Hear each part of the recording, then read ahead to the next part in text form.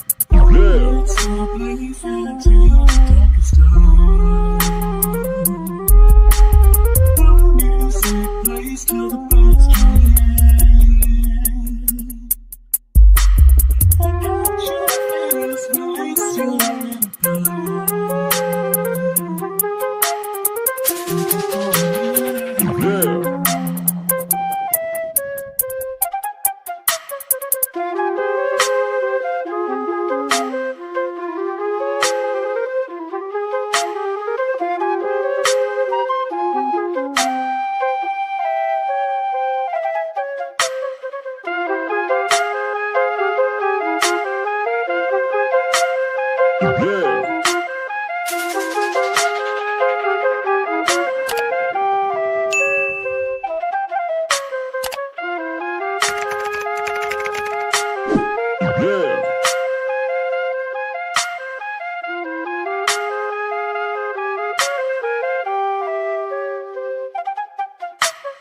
You have now mastered the basic skills. It's time for your first challenge. To the chat, shout out to the chat, shout out to the chat. Happy Sunday to everybody out there. Happy Sunday to everybody. Sunday blessings to you, Cheryl Hodges. Thank you for being here. Shout out to everybody who hit that like button on their way in. It's another wonderful Sunday morning. Hopefully it's started off great for you. Hopefully you've taken advantage of this weekend. Hopefully it's been a good weekend for you. It's been a hot one here, man. It's been 90, almost 100 degrees pretty much every day this week here in North Carolina. Hopefully the heat isn't as bad where you are, but if it is, hopefully you're enduring it and staying hydrated, you know, taking care of all the things that need to be protected from the heat, all that good stuff. Happy Sunday to everybody out there. Make sure I got things right over here so I can see the chat whenever it comes in. But yeah, happy Sunday to everybody out there. We got a few things to talk about today. As you see, random topics, real talk, open-ish panel. The link is pinned if anybody ends up wanting to hit the link. But of course, you know, I come with a show prepared. So, and I also don't like wasting your time. So we get right on into it, right?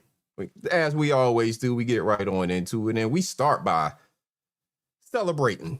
We start by celebrating things. We celebrate wins. We celebrate life. We celebrate, you know, all of the beautiful and wonderful things that we have going on in our worlds out there, right?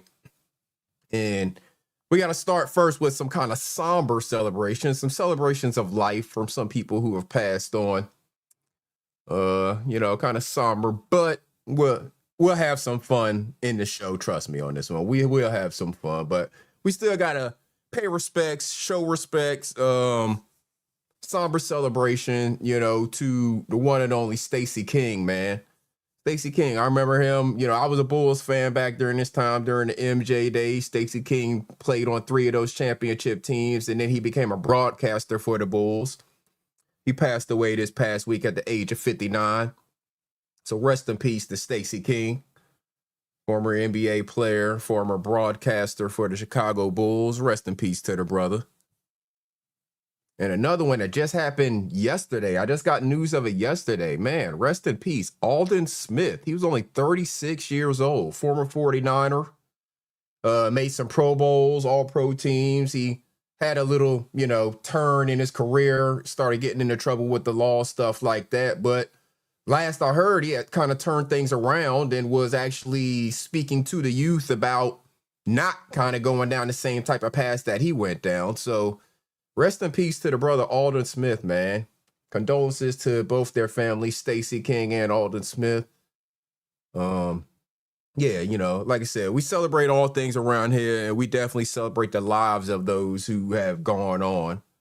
And of course, while we are celebrating the lives of those who have gone on, we would be remiss without celebrating the life of the one and only Lady DJ. Shout out to Lady DJ. Rest in peace. Hey, if I hurt anybody in this live, I'm not sorry. Fuck you, bitches. Nobody cares. Don't worry about me. Like Diana Ross, I will always be here.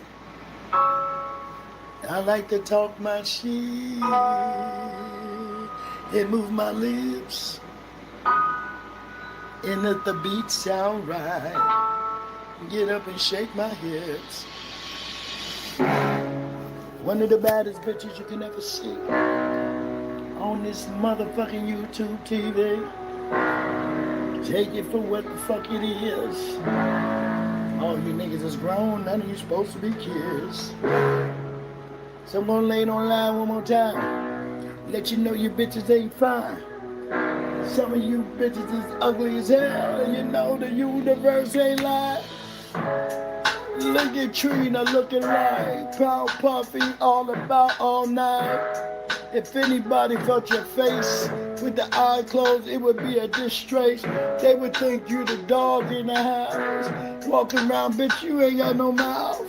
That's why you can't even talk. I thought it was because you're from down south, but now I see your jaw's too heavy and you can barely motherfucking talk. And if you ever run up on a bitch like me, I'ma make them motherfucking jaws off. How they hang so low? You really out to sucking dick though? Child, you a sadist. All you niggas out here, you better be glad that you didn't fall in love with this creature from another motherfucking planet. All these bitches don't like the way I rap because they know they can't understand it. How I throw the dirt in their face and they think it's a joke. And I'm trying to make sure everybody out here in the face fucking joke. Yeah. Catch up with me and you'll be next in line. Cause I'm always first, motherfucker. Always flowing and flowing fine. Bitches wanna do the shit I do.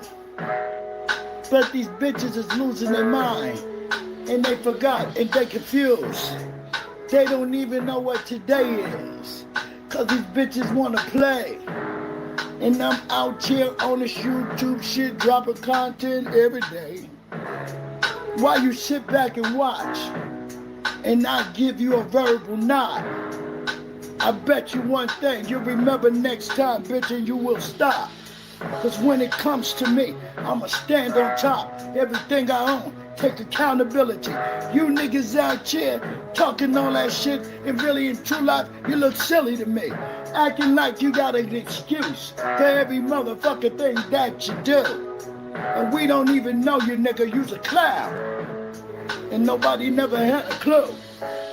So it's Saturday and I'm chilling in my own motherfucking zone. In my own motherfucking home. You bitches better leave me alone, yeah. Yeah. Shout out to Lady DJ. Rest in peace to Lady DJ. Rest in peace, Aldon Smith. Rest in peace, Stacey King. We celebrate everything around here, especially the lives of those who have gone on and are no longer here to speak for themselves. So rest in peace to all the brothers and sisters out there who have gone on. Toby, salute. Yeah, Alden Smith was definitely a freak football player. He came in just wrecking the league. Like I said, I'm a 49ers fan, so, obviously they drafted him. He played with the team for multiple years. He was doing big things out there. Like I said, his life took a turn, but last I heard, he had kind of turned it back around on a positive note before he passed away. And brother was only 36, man. It's sad to see brothers go at such a young age. I don't know the details of why or, what the reason was for him passing, but, condolences to his family. Condolences to his family, for real. Yeah, I'm saying, man, what's the word? Salute to you, bro. Appreciate you being here. Shout out to everybody who hit that like button on their way in. It's greatly appreciated. We're going to continue to celebrate. Via she, grand rising to your sister. Appreciate you being here. We're going to continue to celebrate the positive things out there. We're going to celebrate some positivity. Like, shout out to the Magnolia House, the historic Magnolia House right here in Greensboro, North Carolina. It was one of the locations in the Green Book. I've done streams about the Green Book in the past. Back in the day, whenever there was, segregation and Jim Crow laws and all of that stuff, there was only certain places that people of color were safe to stop along the way.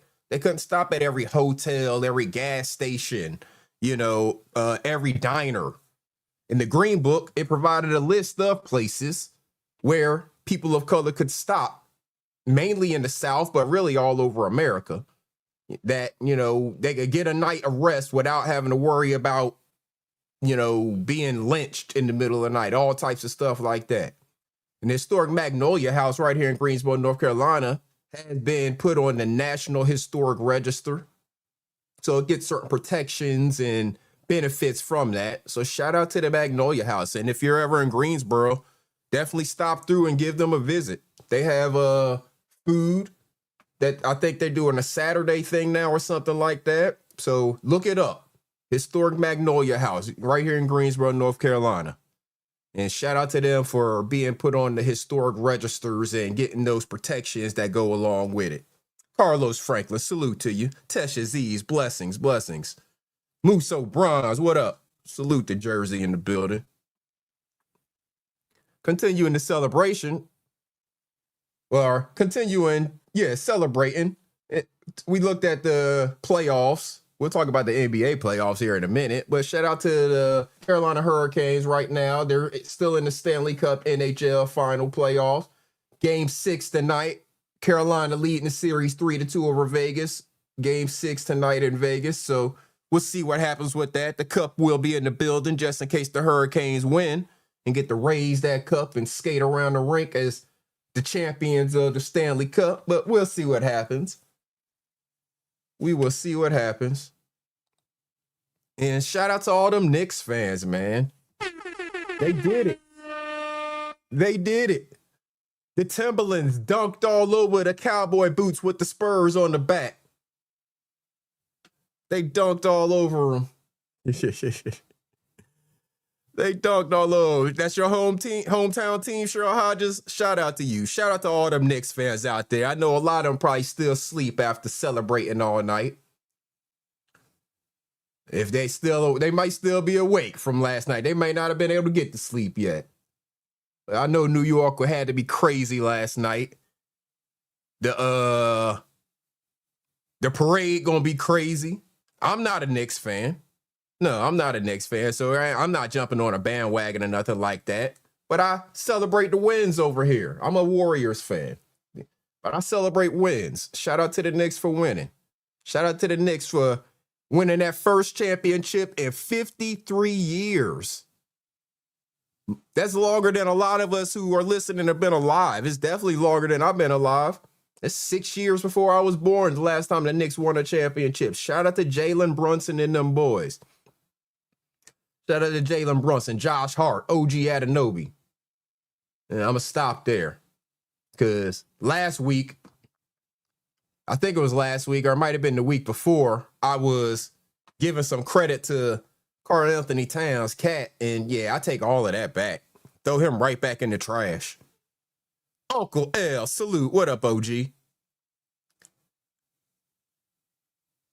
Shout out to oh, it's not for me, Tesh. Okay.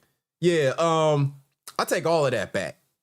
Karl Anthony Towns, I keep him right there where I had him. Right there with Anthony Davis and all the rest of these players who have a big name, but they really ain't shit. It seems like them big men that come from Kentucky and make it into the league, they ain't shit. What do you mean Cat is not that bad, Carlos Franklin? Let's look at these damn stats. And it's been like this for the last few games. Last night, he only played 22 minutes and fouled out. He had 2 damn points, 10 rebounds, 1 assist, 3 steals, 1 block, and 5 turnovers. Yeah, he is that bad. And if the Knicks know what's good for them, if they looking to try to repeat, they going to look to try to replace him. He getting paid too much damn money to be that sorry.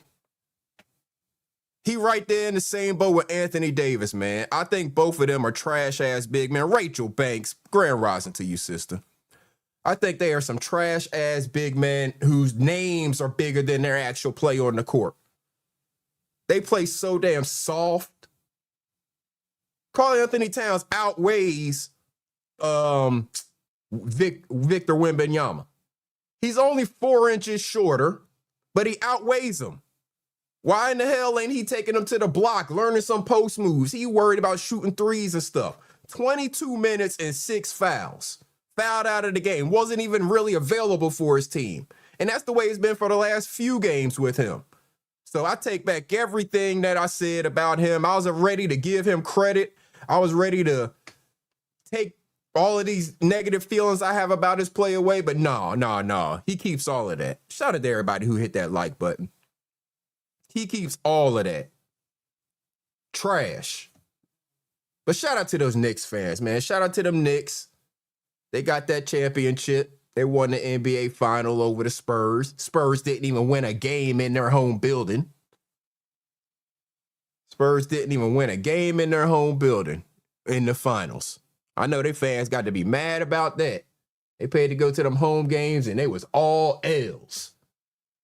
And the league has been trying to promote Victor Wembanyama as the face of the league and all of that. And Jalen Brunson put it to him. So shout out to them Knicks, man. Shout out to them Knicks. Shout out to the Kennedy Center for getting that trash off of it. Shout out to the Kennedy Center for getting the trash removed off of it. This is a memorial to the slain while in office President John F. Kennedy. Memorial dedicated by Congress to the slain while in office President John F. Kennedy. You got an orange dictator up there that wanted to put his name on it. And not only was his name on it, his name was on the top. Shout out to the judges who recognize the law, actually follow the law, and force even these fake dictators to abide by the law. Shout out to the Kennedy Center for getting that trash removed off of it and restoring it to its former glory. Now, if we can get that trash out of that ghetto house in D.C., we might be able to restore some of that to its former glory too. Because it's looking like a damn ghetto up there right now. But yeah, we celebrate the wins. We celebrate the wins. So we celebrating the Kennedy Center for getting that trash removed from it. Absolutely, man. Shout out to all of the people and all of the organizations out there winning. And in the vein of that, let's celebrate this brother here who is taking his money, his efforts, and his energy to give back to the community. Like at the end of my show, I always say for y'all to do something good for yourself and do something good for somebody else, and that positive energy will come back for you. Well, here's a brother who's out there putting a bunch of positive energy into the world. So let's take a look. Speak to the owner. The owner? Yeah. You? What's your name? Mo? Yeah. Romeo. Nice to meet you. This is my friend Pierre. We trying to rent this out for 2 hours to feed the people around. Of course. Pedro? Romeo, nice to meet you. If you're hungry, it's free food over there, Atomic Wings. All right, it's free food right here at Atomic Wings. All right? You can go there and get some. Okay? It's free food, 2 hours. Just go ahead. 2 hours? Yeah, Why? because I rented it out for everybody to eat. So go ahead. Yeah. Y'all all can get something to eat right here. Okay, all right. Yeah, all right. y'all can get what y'all want to eat for free. Oh, really? Yeah. Go ahead. Go get some food. Go ahead. God bless you, okay? Yes. God bless y'all. Y'all stay in school, okay? Okay. All right? Romeo, what's up, bro? Yeah. God bless you, all right? You too, man. Yeah. Word up. I appreciate this nigga hungry too right now. Chicken. You know what I mean? Yeah. Word up. Take care. What's your name? My name is Musa. Musa, nice to meet you. You all right? Yeah, I'm alright. You want more? You can take more if you need it. Thank you. You sure? Yeah, sure. All right. God bless you, all right? Yeah, man. All right, man. Yeah. Just help me get by and try to get it on my feet. Right. But it's been like 2 years I've been out here. What's your name? Dante. Dante Romeo. Romeo, I like So you can go in there and get whatever you want, all right? you. I Take as much as you want. I appreciate All it. right. Thank you. That's a blessing, man. And not like this never happened to me before, but now it's like, you know, it's coming through like where you wait patiently, things come to you. Thank you, Yeah. man. Listen. Appreciate you. Yeah, of course, man. For each day that I take at a time, it gives me more encouragement to do things the better way. Listening to people like you, I make it more. All right. You know what I mean? God bless you, all right? Thank you, man. Yeah. Thank you. Love, Thank man, you. love, all right? Always. God bless man. you, all right? Yo, could I get a picture with him, man? Yeah. You got a phone? Nah. Nah, I need. You need a phone? Now I'm starting all over again, We're basically. gonna get your phone right now, all right? Serious, man? I'm serious. I'm gonna get your phone. Yo, dude. This guy right here, I swear to God, man, for anything in the world, not too many good people in the world, but for good people that God brings to the world, it's for people that, like myself, deserve the good things in life, man. God bless you, all For right? people that want to know what good people like, this is what good people like. This is good people right here. And they ain't doing it just for show. He ain't doing it for no fucking commercial, no money. Doing it from the heart. Shout out to the brother Romeo. Shout out to the brother Romeo for blessing the community out there, man. We need more people like that. More people who are willing to spend some of their resources to give back. If you got it to give. I'm not saying everybody has it to give, but shout out to the brother Romeo for understanding that all of these blessings that he is spreading out there are going to come back to him tenfold, 100-fold, you know, however many times over, he's going to receive those blessings back. Yeah, I'm saying, man, you said you wish you had watched it live on PBS. They were showing the removal. Yeah, so I was watching that feed. However, the narcissist that he is had crews put up a tarp, so we couldn't actually see it when it was coming down. We saw the scaffolding go up. I was watching that. That was on the PBS feed. They showed the scaffolding being put up, but as they were removing the name, they put a tarp up in front of it, so you couldn't really see the workers working on it. So, unfortunately, you know, when you're dealing with a narcissist, his ego is very fragile and weak. So he does little things like that to try to block people from seeing the things historically happening. He's trying to block history so then he can turn around and rewrite it, as he's been doing basically his entire life. So, yeah. Lou Jenkins, what up, though? Hopefully all went well with the art show last night, brother. I was busy, so I wasn't able to catch it, but hopefully all went well with that. Appreciate you being here. Shout out to everybody who hit that like button. We got Lovelace in the building, y'all. Oh, hell is hot. Ain't no water there. Hell is hot. Ain't no water there. No ice, no tea, no lemonade, no Coke, no Sprite, no Gatorade. Hell is hot.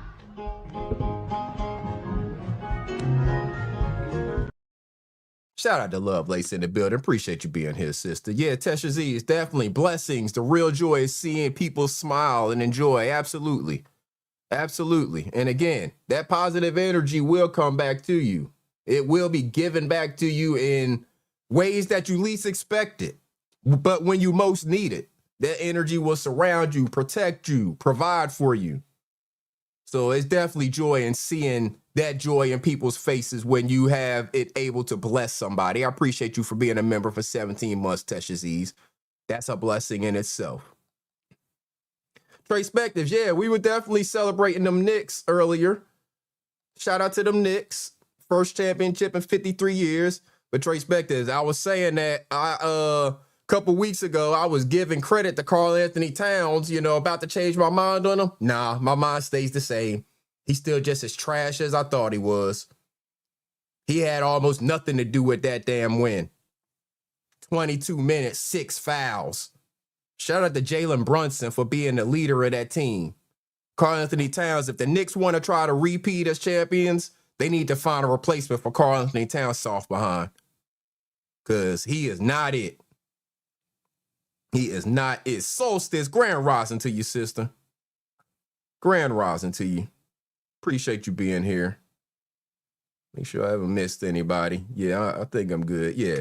Shout out to Uncle L for being a member for 12 months. Greatly appreciated, brother. Shout out to the OG Uncle L, always schooling us. I checked out that Jimmy Spicer joint.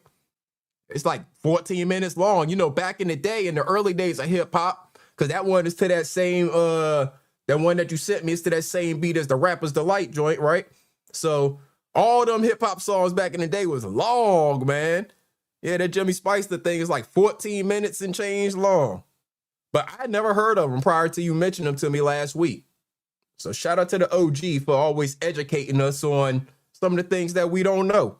I appreciate the education. That's why I say that you should be subscribed to pages like Tracepectives, like Deja Vu Stay Fit,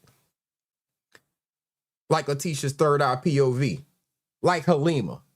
These are pages that you should be subscribed to because you're going to learn something.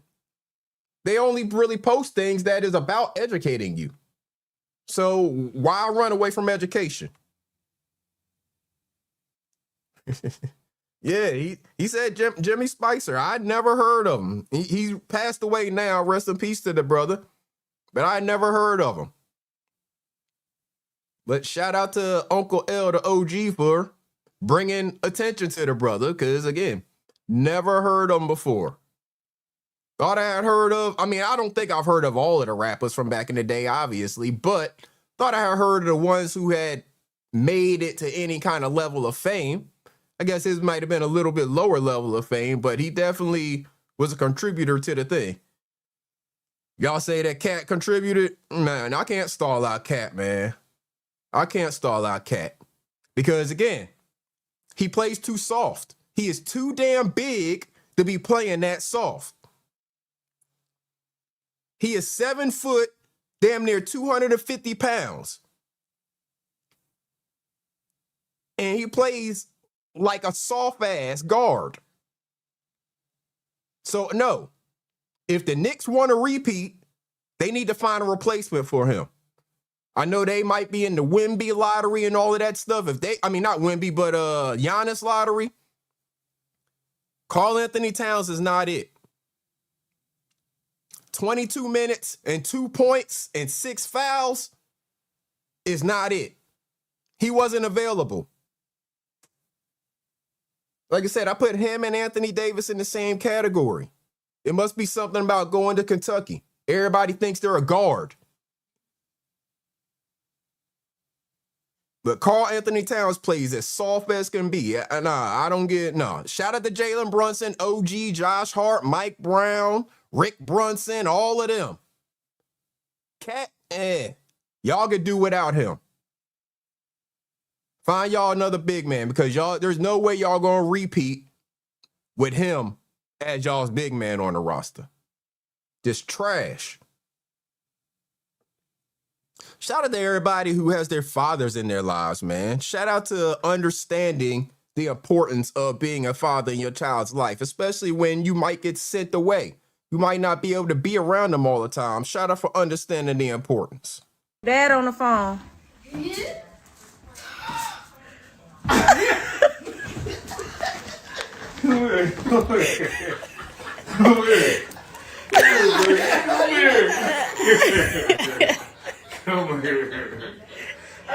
Oh, Sticky. Hey, baby. Look how that little girl broke down when she saw her father. She just thought he was on the phone. Nah, he was there. It looked like he might have been away for a minute. Trey Spectors, you say Cat's D was on point on Wemby? I disagree 100%. His D couldn't have been but so on point. He only played 22 minutes and had 6 fouls. So his D couldn't have been but so on point. Like, I don't even understand how you can make such a statement. Only playing 22 minutes in a game and having 6 fouls, your D couldn't have been but so on point. Because you weren't even in the game long enough to say that your D was on point against Wemby. Wemby had 14 rebounds, 19 points. Wemby ain't even take as many shots as he should have. They've said multiple times, I watch Gil's Arena, I watch all of the different shows. If Wemby has taken less than 20 shots, then the Spurs don't have a chance of winning. Wemby only took 19 shots, and 6 of them were threes. He only made 1 of them. He's another one. If he's going to keep on trying to play this 3 game, rather than getting his big, tall, 7'4" ass down on the block and playing center, then the Spurs are going to have a problem. It's just as simple as that. As soon as the league finds a big man that wants to get their ass down on the block and a guard that's willing to pass it to them down on the block, and understanding that scoring 2s is just as important as scoring 3s because they all add up. If I score 2 2s and y'all go down here and miss a 3, we just scored 4 points and you scored 0. They were calling fouls on Cat for looking at Wemby. Cat is not a great defender. He probably was fouling the hell out of Wemby. He plays so damn soft. Use your body and stop fouling. If he body up and stop reaching and stop slapping and swatting at a ball that he's not going to block, then maybe he would actually get credit for playing good defense and not fouling. He only had 1 block, but I bet you he was swatting that stuff trying to block other things and fouling the hell out of them. So you get your big ass on the block, you outweigh Wemby, and use your body to move him around. No Cat slander my ass. I'm going to slander the hell out of him. And this ain't even slander. This is truth. This is facts. We're going to talk about slander later. I actually plan on using that as the word of the day for a whole different subject. These are facts about Cat. This isn't slander. These are facts. He a big, soft-ass 7-foot guard. Just like Wemby's a big 7'4" guard. He need to get his 250-pound ass down on the block, learn some post moves, and use his body to his advantage. He outweighs Wemby. Use it to your advantage. Stop playing like a big, soft-ass guard like he plays. So, like I said, if the Knicks are looking to repeat, the first thing they got to do is find them a big man to replace his big, soft ass. Because he is not the one that's going to get it done for them moving forward. Shout out to Jalen Brunson and the boys for getting it done in spite of his big, soft ass. Trey Spectors, I don't disagree with you on Wemby being arrogant. The league has tried to give him the title of face of the league and all that stuff way too soon. He hasn't earned it. He hasn't done anything to deserve that title. He's just a big, tall-ass guy that they thought, hey, we just pass it to him, he could just score. Well, he don't even carry his ass on the block. He worried about taking threes. If he get his big, tall ass down on the block and learn a sky hook, it'll be unblockable. If he got in the gym with somebody who could teach him Kareem skyhook, there's nobody in the league that will be able to block that shot. But nah, his ass is worried about being a guard out on the perimeter, shooting threes all the time and missing them motherfuckers. So the Spurs deserve to lose that series because you got a 7'4" guy that won't carry his ass down on the block. He helped them get to the championship and then his ass disappeared. I'm telling you, it's not going to work again next year. If the Knicks are smart, they'll find a replacement for him. Otherwise, they won't see themselves in the same position. Yeah, Alvarado plays tougher than Karl Anthony Towns. See, Trey Spectors, you're helping my point. You love when Alvarado one-leg Wemby and dropped him? Absolutely. It is so Brooklyn. Alvarado plays like a bigger player than Karl Anthony Towns, and he's much smaller. Say la, grand rising to you. Yeah, the shorter guys work harder than the bigger guys across the board. It seems that way. It seems that way for sure. Shout out to everybody who hit that like button. But shout out to the Knicks. They got them a championship. Shout out to them for sure. Celebrating the wins. Celebrating the wins. But yeah. Karl Anthony Towns, he right there in that damn trash can that I got Anthony Davis and all the rest of them soft-ass big guys that need to learn how to damn post move.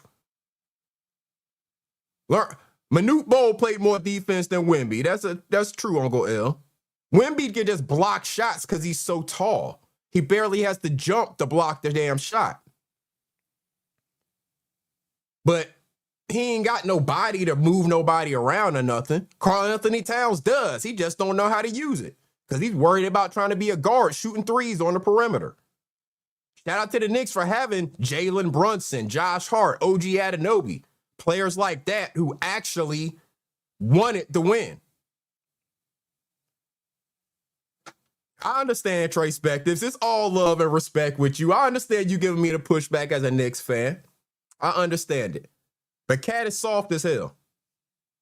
And if he going to continue to be that soft, the Knicks are not going to continue to be successful with him being that soft.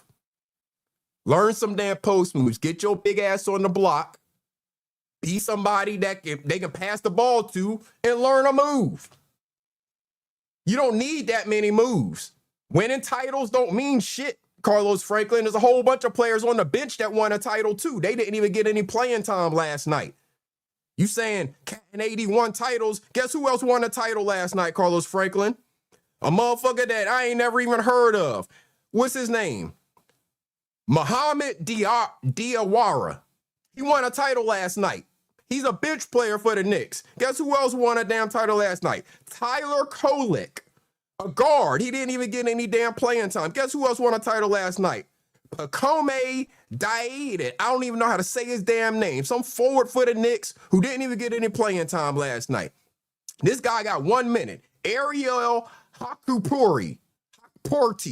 He won a title last night. What the hell does that mean, Carlos Franklin? Jeremy Sochan. He won a title last night. All these people won titles last night. Saying that AD and Cat won titles means nothing. That don't mean that they're not big soft-ass players and other players had to actually step up for that title to happen. They didn't lead their teams to titles. They were just another player on the team when the title was won. Soul, Grand Rising to my day one in the building. They're just another player on the team when the title was won. He only played 22 minutes last night and fouled out. He didn't even play half the game and fouled out. Scored 2 points. So saying that he won a title means absolutely nothing. There's a whole bunch of players that won titles. You don't even know their damn names. That don't make them great players. That don't make them leaders of the team. That don't make them any of that. You said the youngsters are pretty good. They've been developing them all year. Well, hopefully their youngsters are able to step up and take over that role because Karl Anthony Towns obviously is showing that he don't have it to do. Shout out to Fast TV in the building. Capo, salute. Yeah. He plays too damn soft for my liking. So like I said, him and Anthony Davis, I got them right there in the same trash can together. They're players that are on teams that won championships. They're not the reason the team won the championship. Jalen Brunson, OG, Josh Hart, Alvarado, those are the players that are the reason the Knicks won that championship. He just went along for the ride. He just happens to have the title of starting center for the team, even though he don't play any type of center role because his ass don't ever get in the paint. He always around the perimeter waiting to shoot a damn three and miss that shit. But shout out to the Knicks for winning that title. Continuing to celebrate the wins, the blessings out there. Me and the brother Fats and Roll Rich, we was having a hip-hop conversation last week. And shout out to the OG, Knowledge Reigns Supreme, for blessing one of the other brothers with the name. Check this out. Document this. Yes. Put the video on. So once again, I'm with the student, a fellow student, who I'm a student of, and the teacher. Please tell the people that I have your permission and your grace to be KRS-2. You have the blessing. It's a burden, a blessing. Speak on it. The burden is that KRS stands for knowledge reigns supreme. It is knowledge that leads our lives. It's awareness that makes us who we are. You have the blessing because you could not be here with me if you wasn't KRS-2. My aura rejects those who are not real. You can't be around me and not be real. Shout out to Cypress Hill. Shout out to Cypress Hill. So by you being able to show up here right now, you at right place, right time. I'm reading the universe. Why would the universe bring you here to me at this right place, right time? You could have been stopped 100 ways just coming here. You got here. You here. I recognize. Knowledge reigns supreme. You're blessed. Carry the name with respect and honor. That's beautiful. Shout out to the teacher. KRS-One, knowledge reigns supreme. One of the OGs in the game. One of the ones to always be respected if you got respect for the culture. If you got respect for the hip hop culture, then you have respect for KRS-One. I don't give a damn what new person comes out. If you understand the culture, if you understand how hip hop got to be where it is, then you got to understand that KRS is the teacher. KRS is recognized as that by anybody who is anybody in hip hop. Definitely a GOAT, Uncle L. Facts. Definitely a GOAT. One of the greatest of all times. Shout out to KRS-One. Knowledge reigns supreme. Anybody who respects the culture respects KRS. Ask any of the brothers in the game. I don't care how much money they done made, how many streams they done had, any of that. Anybody who respects the culture respects KRS. Fats, you said he's one of the MCs that made you want to rap? How could he not be? How could he not be? Man, let's get into that right now. Since Fats is in here, let's get into that, man. Hold up. Because Fats sent me this last week and I didn't play it. But we going to play it right now. Fuck it. Shout out to the capo Fats in the building. Y'all check out the brother Fats bars.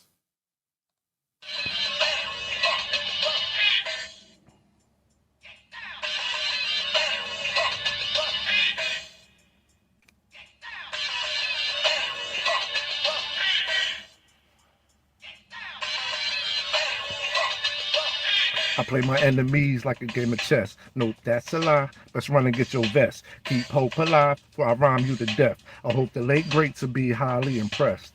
Killing them softly, putting y'all to rest. You can see I'm golly, Ollie in the flesh. I confess like Ali, I'm the best. Smoking on this Bob Marley, I feel blessed. I'm talking real life, not the internet. It used to be the streets where niggas would get their rep. Now it's just a tweet and niggas is off the steps. How can you compete if niggas is paying ref? Was X running game while niggas is playing catch? Now you in the jam and niggas is playing deaf?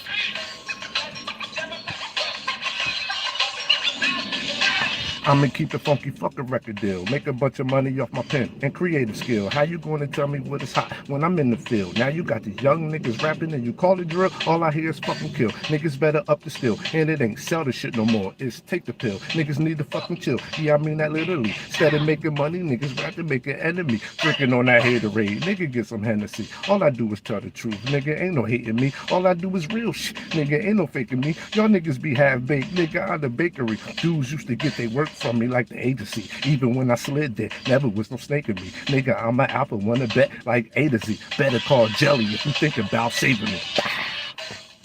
Shout out to Capo Fats. Shout out to them boys. Shout out to Fats, man. Shout out to everybody who respects the culture, respects the game, man. Shout out to KRS-One, knowledge reigns supreme. Kiss my cheeks, Grand Rise. I appreciate you being here. Get that money. I understand you at work and can't talk much, but I appreciate you listening in. Shout out to everybody who hit that like button. Let's talk about it. Roll Rich in the building. Capo, salute. You still sleepy? I bet you are, man, especially if you was out there celebrating them Knicks. I'm surprised y'all awake right now. I'm surprised y'all Knicks fans are even awake.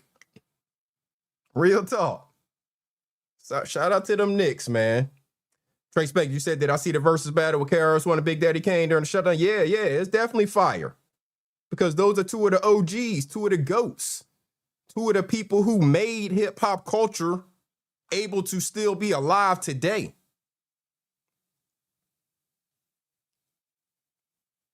NC Lady B1, Grand Rising to you. Yeah, those are two of the GOATs who made hip-hop able to be what it is today. And that's what a lot of people don't seem to understand, is that if it wasn't for them going before, all these new people wouldn't even be able to exist. So all the new people coming out who are disrespecting the OGs and the GOATs in the game, they obviously don't understand what the culture is about to begin with. They just here to make money, sell themselves, put out whatever trash and poison message they want to put out to the youth, as opposed to actually understanding the purpose, the message, listening to the teacher.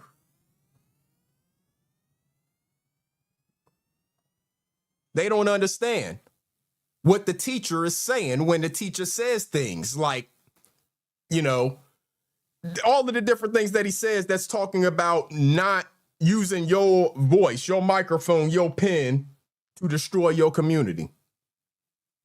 They all about just getting the money, getting the streams and claiming they the best. Thinking that because they had a show sold out that means something about their contribution to the game. Mad high, Grand Rising to you. So definitely shout out to all of the MCs who understand, the ones that came before them. Show proper respect. I ain't saying you got to kiss nobody's ass or nothing like that, but at the same time, you can show respect to the people who made it even a possibility for you to make money off of what you doing. Shout out to people who understand this message. Again, how many people you ever killed?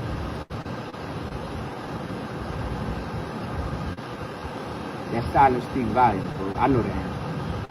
And it's okay, bro. You don't have to rap about stuff that you never had to be a part of. That's a lie. And guess what? God can't lie. So that means that's the devil lying to all of us. I'm not picking on you. The devil has tricked all of us to where an 18-year-old smart black man is afraid to sit here and say, I've never murdered anybody. Yeah. Because they make us think that makes you real when you kill something. Or you pussy if you didn't. Or there you go, if you didn't. Bro, the devil did a number on us, bro. That is crazy. That's mind-blowing, bro. It's crazy. We all been lied to. And that foolishness be sounding good. It be like, man, that stuff sounds great.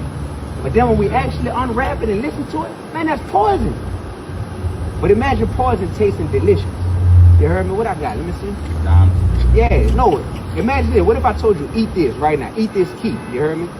You'll be like, man, I'm not finna eat this, man. This stuff, this a key. What am I look like trying to eat this? That seems crazy. But if I put chocolate on that key, if I put some caramel drizzle, and I put whipped cream on it, you wouldn't even know what was on the inside. And you'll be like, man, that look like a cupcake. Give me that. Let me eat that. And then when it start crunching and breaking your teeth, you'll be like, man, what's wrong with this? What's wrong with it is you was never supposed to be eating this in the first place. But people disguised it with a whole bunch of lies and a whole bunch of stuff that tastes good and made you think you could eat it. They feeding us poison, dog. I'm just gonna tell you that. They feeding us poison. I was at Rolling Loud yesterday performing. You knew that? Yeah, I was at Rolling Loud performing. I'll show you the video. You heard me? I was lit on that stage. But guess what? All them other people that was performing at Rolling Loud, boy, I was like, damn, y'all out here poisoning the minds of these people. Poisoning them, bro. That's facts, dog. That's what we going through, man. So I want to see you win, dog. But I don't want to see you win if you're going to be pushing negativity. I want to see you win pushing who you really are. I know you got it in you too. I know you got it in you. But just sit with that, man. Yeah. Sit with that. Good to meet you. How old are you? 18? Man, shout out to everybody who understands that there's power in your words, that there's a message behind these words that you pen and spit on the microphone. Letitia, Third Eye POV, thank you so much for being here. Thank you for being a member for 2 months. Grand rising to you, sister. As I've said multiple times, going to continue to say, if you're not subscribed to the Letitia Third Eye POV, Tracepectives, Deja Vu, Stay Fit, Halima, you are missing out on free education. You are missing out on free education. Lester, the YouTube guy, Capo in the building, salute. You are missing out on free education if you are not subscribed to these sisters who are dropping knowledge, dropping wisdom, and they're giving it out for free. You only have to pay for it. You don't have to go to no school, no boardroom, nothing like that. They're giving it out for free right on YouTube. So if you're not subscribed to them, then you're not trying to educate yourself. You're not the type of person that I want to be around. But absolutely, yeah, I'm saying, man, messages matter. The message that you pen in your words, the message that you spit on that microphone, the message that I'm saying right now, it all matters because words have meaning.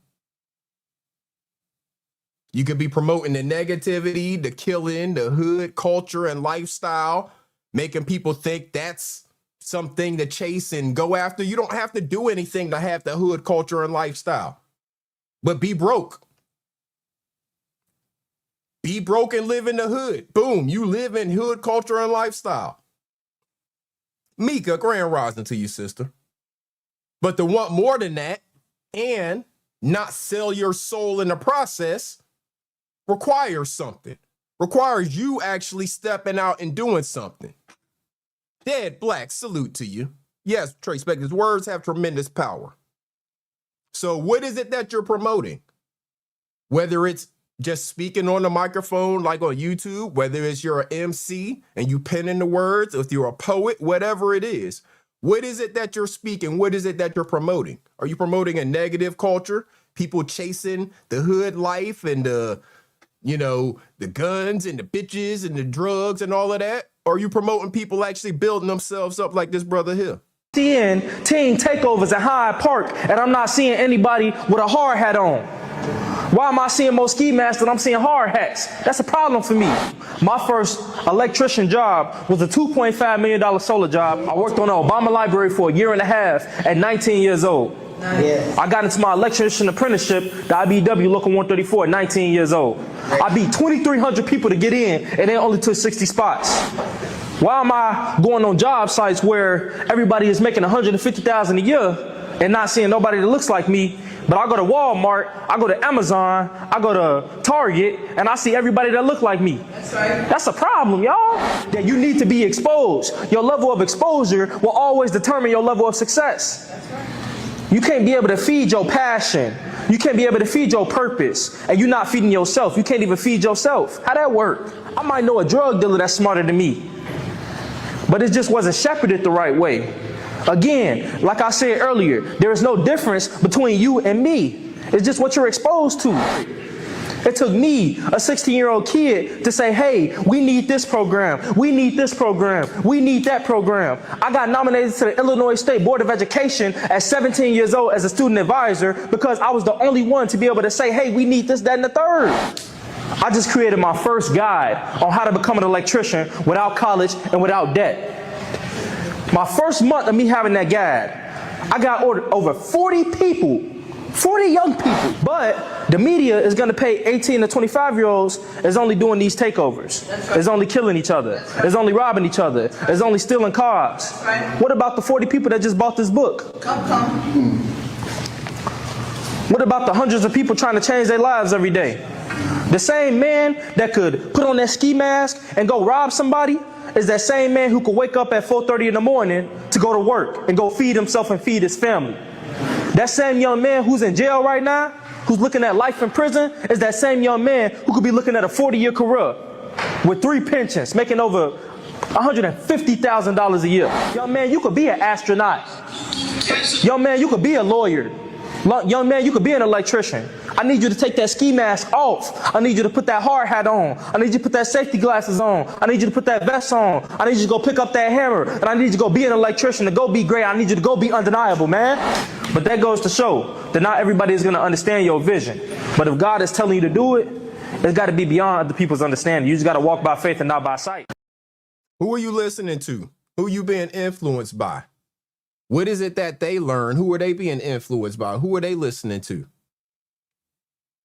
Are you listening to young brothers like this who are promoting you going out there and doing something for yourself instead of you putting on that ski mask and doing town takeovers and stuff like that so you can get infamous? How about you just go be famous for your family? Whether it's you learning a trade, starting your own business, whatever it is, something positive that's not going to land you in jail. We saw those fools, them young brothers in that Julio Fulio trial, them 4 brothers who killed Julio Fulio, have to get into court and make themselves out to act like they were slow. Not all of them were slow, but their lawyers were doing everything they could to make these boys seem like they were slow just so they didn't get the death penalty. So you would rather go into a courtroom and have people look at you like you are basically retarded, as opposed to you taking all of that energy that you took to plot a killing, to sell drugs, whatever it was you were doing. You could have taken that energy and actually steered it into something positive and had your own business. Them 4 brothers could have been having a business together, doing something positive. Instead, they took all of their knowledge and energy to go plan a killing. Who are you listening to? What culture are you chasing? What culture are you chasing? Selah, man, y'all are in my head this morning. I'm doing my show all out of order, but it's because of the things y'all are saying in the chat, and I appreciate it because I got all of these videos, right? And I planned on playing them in certain orders and stuff like that. But the stuff y'all are saying in the chat is making me have to play them now. Because Selah, you just said that we have to stop passing our trauma on to our babies. Now, I agree with you. Got to stop passing the trauma on to them. Instead of passing the trauma on to them, how about you pass lessons on to them? One of the realest things I ever heard. He said, son, in life, I might not always be able to tell you what to do, but I will always be able to tell you what not to do. And if I can tell you what not to do, please, man, don't make the same mistakes I made. He said that's what a dad is for. He said I made so many mistakes in my life and I'm still making mistakes. That's why when I make a mistake, I hurry up and tell you because I want to fill up your database of a whole bunch of stuff of what not to do. He said it makes no sense for me to live 40, 50 years worth of mistakes and don't tell you about them. This is why generations don't progress. Yes. So what are you teaching your child? Are you teaching them the lessons that you've learned in life?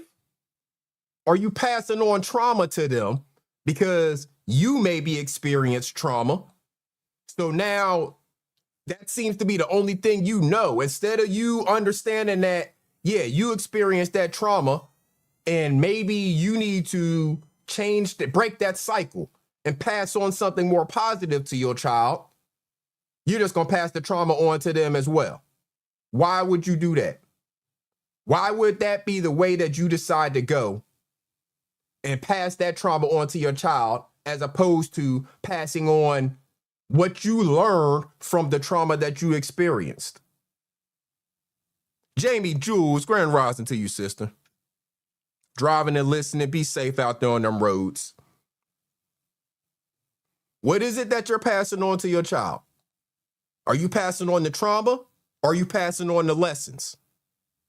That's your choice.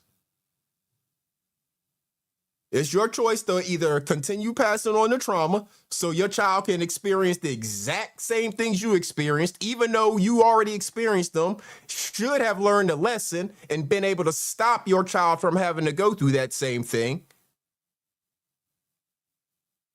Pass on the knowledge, pass on the wisdom.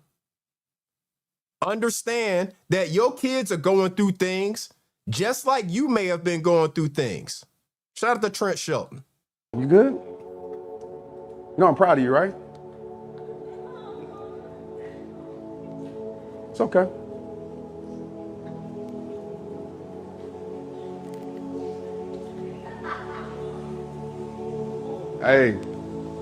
Hey, it takes a lot of courage to be up here. All that giggling, I'm gonna be real with you. I don't play that. You know what I mean? Like, that's somebody that's going through something, dealing with something. And she had the courage to be vulnerable. And it ain't funny if I come check with you and see, I'm gonna keep it real with you. I don't know who was laughing, but I guarantee the people that's laughing, I bet you ain't living your best life. That ain't funny. I bet you got your struggles too if I sat down and talk with you. You know what I mean? Like, I'm not here just to be a speaker and get claps. I'm here to create change. So she can have courage up here to stand up here and go through her things. Y'all should support her. Y'all should clap her, because to me, she's the bravest person in this room. Straight up.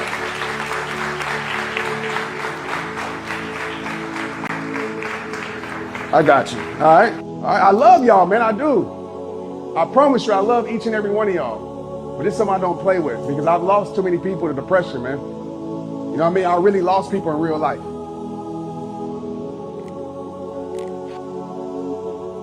You got me up here crying too.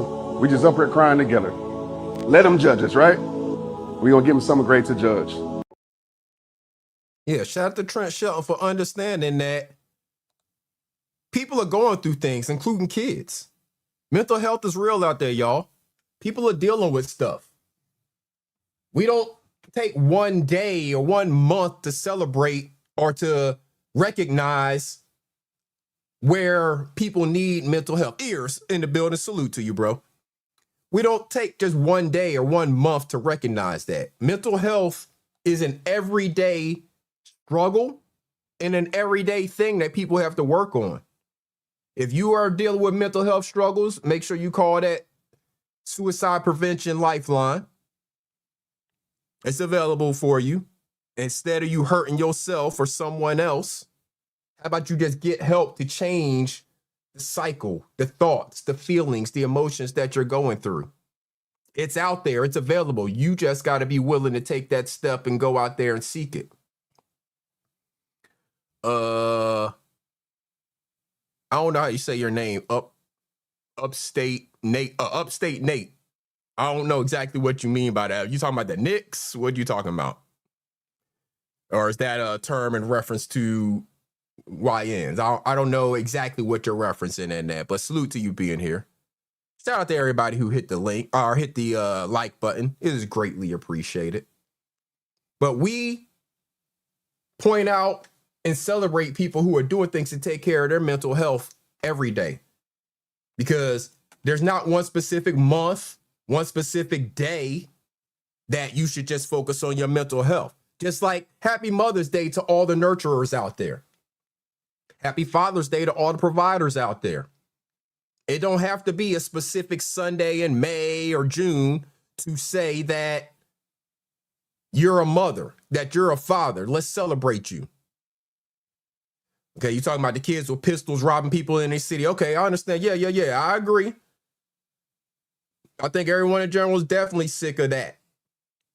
But it is up to those who are in the positions of influence to those people to change their thought on that. See, the problem that we have, in my opinion, is that some of these young people are looking at 50-year-olds who are doing the same damn thing. Walking with their pants hanging off their ass with the gun, promoting that street life and that street culture. So why is this young person not to think that that's the way to go? This person made it into their 50s acting like that. This young person may be in their teens, but they see this 50-year-old over here doing that same damn thing, and they made it to that age. Draco the big homie to build a salute. So it is up to us, the ones who are actually older in the positions of influence, to make the difference, to show them that that is not the way to go, to explain the lessons that they learned from that, as opposed to making them think that that is okay and that's the way you should go. You don't need to make those same mistakes. You don't need to spend however many years behind bars away from your family. You don't need to do any of that. Such and such already did this and see where they are right now. You could be 100 miles ahead of that person at your young age if you don't follow in their footsteps. You choose to follow in their footsteps, then you're probably going to be exactly where they are when you turn 50. And if you really take a good whole look at their life, you don't want that. You don't want that stress and drama and everything that they're dealing with at that age. You should be kicked back more into a relaxed mode, heading into your money working for itself and you not having to work for it. But instead, they'd rather be on the block with their pants hanging off their ass, carrying the blicky. Right? So what is it being promoted? Who is being influenced? Who is doing the influencing? We need more administrators and teachers like this. Hey,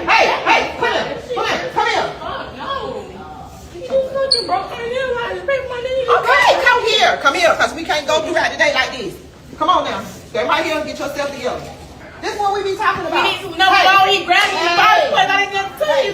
When somebody finally brings you back and calm you down, it's not a no. You got to listen. In order to change this behavior, you have to learn how to listen. Yes, you are entitled to your feelings, but how you respond and react is two different things. We're going to stop reacting, and we're going to learn how to respond. Do you understand me?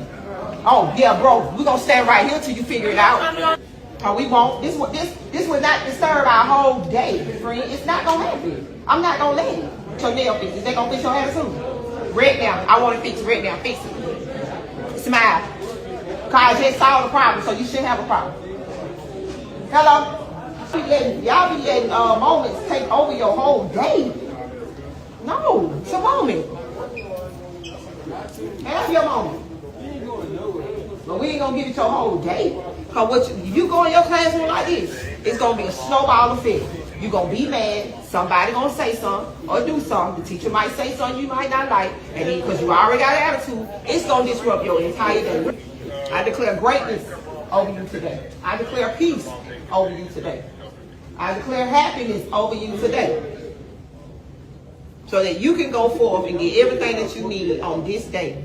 Understand? Oh, I feel it shifting, friend. You feel it? I know. There you go. You smiling, friend. You smiling. You just need to come past me. That's all. You get this loving on you. That's all you need, friend. You good? Look at that. Your body language. You loosening up. How you was stiff at first, friend. Now give me a hug. Y'all know I love y'all. I don't want you to be mad, friend. I got you. Shout out to that teacher, administrator, whatever her position is in the school, who understands that she has more wisdom than these young people walking through these school hallways.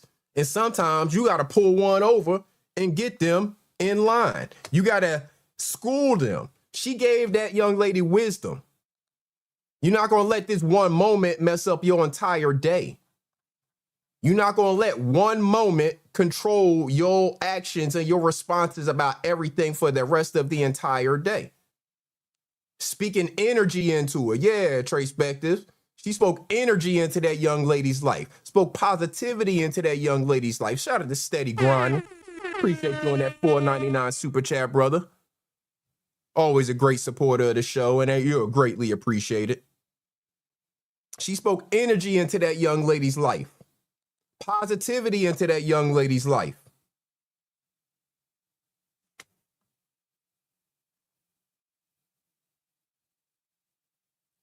We need more of that in the world, man. We need a whole lot more of that in the world.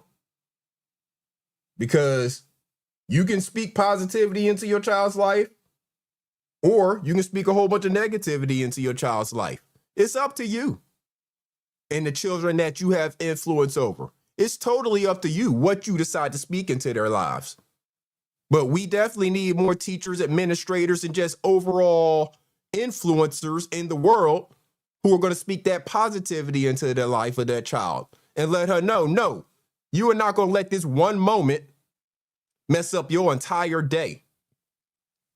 You are not going to let this one moment control your entire day because, like she said, you go into the classroom. Now the teacher says something you don't like. You turn that into something that it doesn't need to be. Blow things out of proportion. All because you couldn't control yourself because of one thing that happened however long ago. So shout out to that teacher, administrator, whatever she is, for speaking that positivity into that child's life.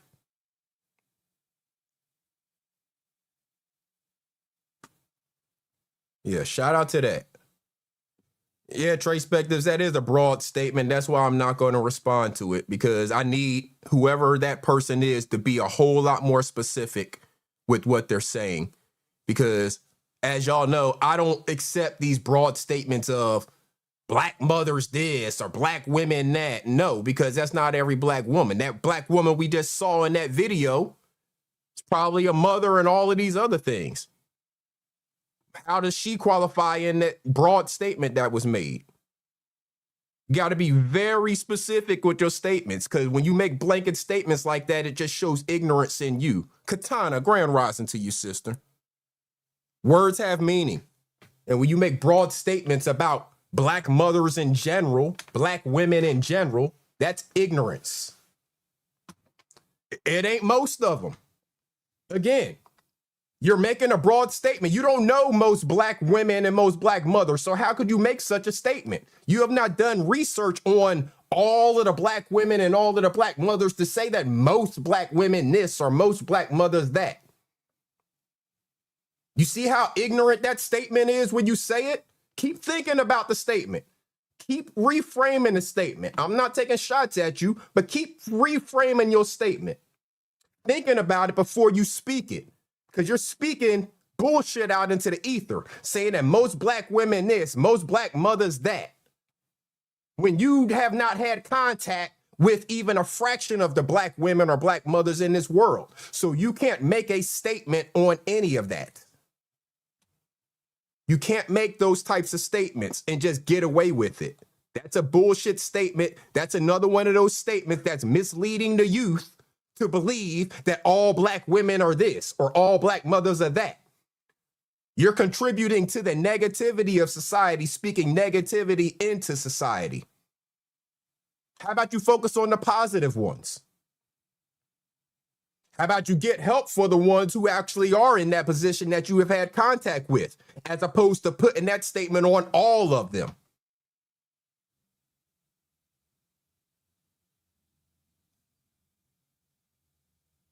You have no position to speak on all black people, all black women, all black mothers, all black anything. You are one person who has had experiences with however many people you have had experience with. You are not in the position to speak on all black anything. So making statements like that are ignorant, and I'm going to call them out as just that. The ignorance that you're speaking of being in these people is the ignorance that you hold within yourself, making ignorant statements like that. It's just that simple. You are showing ignorance by making statements like that, because that's a stupid statement for you to make. It's a very ignorant statement. Shout out to everybody who again understands that mental health is a continuous thing that you have to work at, and that there's a lot of things like what Upstate Nate has talking about that get put out there in the ether as the way that life is supposed to be. Women are this. Men aren't supposed to do this and that. So, all right, so I'm just going to start ignoring you, because now you're really saying stupid stuff, saying that you can't speak on blacks because you grew up in a black neighborhood that taught you how to sell drugs, abuse women, and game the system, not tell the police who did it. That's your neighborhood. That's your stupid ass ignorant neighborhood. I grew up black too. I went to those same neighborhoods. I didn't believe that bullshit because I was smart enough to know better. You were dumb enough to believe it. That doesn't apply to all black neighborhoods. And you speaking that shit out into the ether is the reason why it continues to exist. Because you are fucking ignorant in what you're saying. You have not studied all black neighborhoods, so you can't say most anything. You can speak about your ignorant ass neighborhood that you grew up in, period, end of statement. Again, mental health and the people who understand that. Oh my goodness. I'm about to block you out of my chat. You keep saying stupid shit. People who understand that mental health is an everyday struggle, an everyday thing that you have to work on, and actually understand that people like Upstate Nate are ignorant. So therefore you see them as ignorant and you don't follow the things that they say. When they say ignorant stuff, you understand it as just ignorance. Put them over there in the dumb people category, and you don't want to follow that type of mentorship and leadership because they make blanket statements about stuff they know nothing about. People who believe that men should or should not do things because for whatever reason, it was told that men can't be this and men can't be that. Take a look at this. You going? You gonna cry? I might go, man, share me a tear or something. I can't share it in front of the men. Why not? That's a man thing. No, it's not. That's a perception, man. Crying is a reliever. Point blank. I've been in prison 26 years. You know, I get to the 17-year mark, see the parole board. I do all the right thing. When they gave me that piece of paper that said I had to do 5 more years, right, what did you think I did? You think I turned my head? I didn't give a damn who saw me crying because that was 5 more years of my life that I was going to waste in prison. And I went to my men and I cried. And they understood me. Because had I not had those people around to let that emotion out with, right, ain't no telling what I would have done. That don't make you less of a man. What make you less of a man is when you don't address those emotions and you go out on the compound and do something stupid. When my father died, on his dying bed, I'm on a prison phone. On a prison phone crying in front of a bunch of men. You think I care? This is the most important person in my life died. So man, don't never man feel like that this is some soft shit or this make you less than a man. If you feel that emotion, man, let that go. That other this jailhouse this image, this persona of this would it take to be a man, this don't count for nothing in the world, man. You can't teach your kids this. You think I give a about who see me crying, who don't see me crying? Real talk, huh? Don't ever do that. Don't ever do that. Don't ever do that. Never. Shout out to everybody who understands that crying is an emotion, a way to get rid of some of this emotion that you're holding on to. Instead of bottling it up and going out and becoming an ignorant ass motherfucker like Upstate Nate, who's about to get blocked out of my chat because his grandmother taught him to be a racist. Let me get him the hell up out of here because his grandmother taught him to be a racist, and we don't need racists in my chat. Money Harlem in the building. Salute. Knowledge is power 1.0. Salute to you, bro. Yeah, we're going to get him up out of here because his grandmother taught him to be a racist, and we don't need that in my chat at all. But understanding that crying is a release. If you are told as a man that you're not allowed to cry because that's not manly, then you are bottling up a whole bunch of shit. And it's probably part of the reason why you don't know how to control your emotions today. Because you got all of this stuff bottled up that you were told that you were not allowed to let go of by maybe shedding a few tears. Maybe going to doing some push-ups. Whatever it is, you need to get that out of you other than going out here and harming somebody, committing a crime on somebody, speaking negatively on somebody.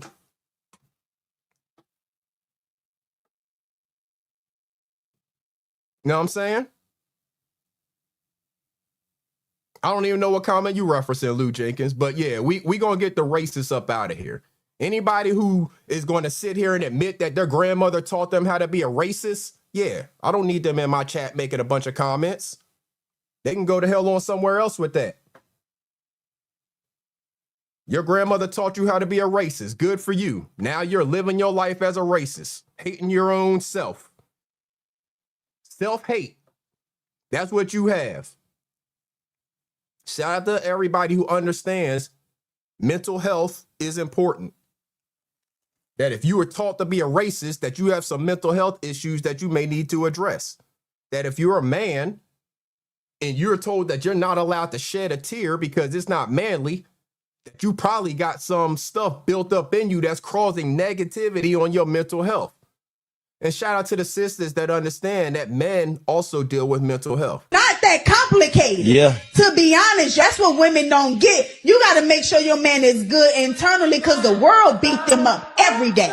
And if somebody calling, especially if the man making some money, everybody calling, can I get this? Can I get that? But nobody stopped to say, how is your day? Good morning, good afternoon. Simple shit like that means the world to men. $1 billion. Simple shit. You get like it? y'all want to fuck a few bitches, but y'all want somebody that genuinely love you. So when you get me in your life, motherfucker, I'm gonna love the shit out of you. This woman is my favorite. Her line, the world beats him up. You got to make sure you understand that when your man leaves the house, the world beats him up each and every day. And you're absolutely right. If your man is walking out of the house and he's going to a job each and every day, he is battling things that you don't see, that you don't always know. He's also sitting there contemplating, I've got to leave the house each and every day. I've got to leave my family to go make money for my family. I've got to deal with all those things, all the problems, all that stuff. And again, I know you guys do it as well, but man, when you have your lady that understands that, appreciates you, and is your safe space when you come home, guys, again, ladies, we will walk through walls for you. We will do anything for you. We will literally give you the world when we have that safe space and you become that person for us, guys. Absolutely love this. Yeah. Understanding men deal with mental health on a daily basis, just like everybody deals with mental health on a daily basis. Women deal with mental health, moms, dads, whether you got kids or not, everybody is dealing with their own mental health stuff on a daily basis. They're either dealing with it or are not dealing with it. And if they're not dealing with it, then more than likely they are walking around with a bunch of self-hate and building up all these negative feelings. And one day they're going to explode and they might not be able to control it because they never got in touch with themselves earlier on to understand how these things are impacting their mental health. Highly favored, grand rising to you, sister. Carl Belton, salute to you. Shout out to all them tradesmen out there. Appreciate y'all being here. Shout out to everybody who hit that like button. Mental health, y'all. There's people out there dealing with mental health struggles all the time. There's people out there who are working 2-3 jobs because they got people they got to provide for. They may not like some of the jobs. They may be ashamed of the job. JB2 reaction. Shout out to Johnny Blaze in the building. Appreciate you being here, bro. Some people are ashamed. Yeah, Letitia, men's mental health tends to get overlooked more than anyone else. That's a fact. And again, this is not saying anything negative to the women who are also dealing with all their mental health issues as well. There are plenty of women out here dealing with the same, if not more, mental health stuff because they too, just like everybody, has to deal with their own mental health stuff. But understanding that, yeah, PTSD is real. That's a fact, Roll Rich. PTSD is very real. Post-traumatic stress disorder is very real. And there's a lot of people out here dealing with whatever level of post-traumatic stress, whether something happened to you as a kid, whether it happened to you once you became an adult for one reason or another, be it military, somebody that you know, whatever. Mental health is real. Protection of your mental health is real. And making this world a safe space for people to be in touch with and understand and get help for their mental health is important. I ran into another dad that I know working at a gas station, and the way that he looked embarrassed just like broke my heart a little bit. I had stopped in with the boys to get snacks because apparently teenage boys can't survive a 30-minute car ride without prime beef jerky and a bag of chips big enough to feed a youth football team. I walked in, grabbed the stuff, and there he is standing behind the counter, another dad I know. And I'm not talking like, oh, I've seen you on Facebook. No, like I know this guy. I know this guy. We've been to birthday parties together. We've been to school events together. We have been to those trampoline parks and Little League softball games and Cub Scouts. I'm aware of who he is. He's a good dude, but the second he saw me, his whole body went into witness protection. He starts pulling down his hat, covering his face, starts messing with the receipt printer, trying to turn his back. And I'm like, hey, buddy, what's up? How you doing? And then he starts explaining everything to me. He's like, no, hopefully the warehouse calls me back. I got laid off, and, you know, this is just temporary. My cousin owns this store. I'm just trying to help him out until... And I'm like, hey, you don't have to explain your paycheck to me. You're working. You're showing up. You're doing what a dad is supposed to do. There's grown men online right now watching Andrew Tate videos and Liver King talking about grind season, sitting on a couch that they didn't even pay for. You're in no-slip shoes and a work shirt out here restocking hot dogs, making sure your kids eat. There ain't nothing in... Hold up, y'all. 8 cents in my gas tank. Drove. Grown men online right now watching Andrew Tate videos and Liver King talking about grind season, sitting on a couch that they didn't even pay for. You're in no-slip shoes and a work shirt out here restocking hot dogs, making sure your kids eat. There ain't nothing embarrassing about that. Man, that's fatherhood. We've all been there. I've put $7.38 in my gas tank, drove around with a check engine light on like it was a suggestion. I have searched in my cup holder for quarters as if I was panhandling for gold. I have swiped my credit card and said tiny little prayers like, Lord, please let this one be authorized. I've played bill roulette, like which one can get paid and which one might get paid. I've left my car in the parking lot of work because it's gated and I know the repo guy can't get in there. So no. I don't care if you're working at a gas station, a drive-thru, a warehouse, sweeping the floors after the place is closed.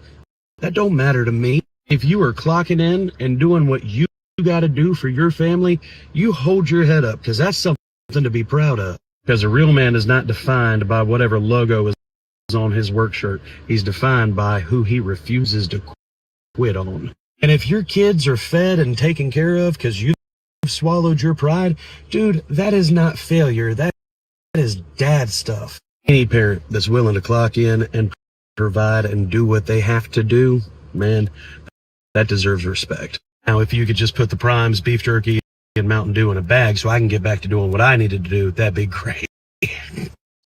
Yeah.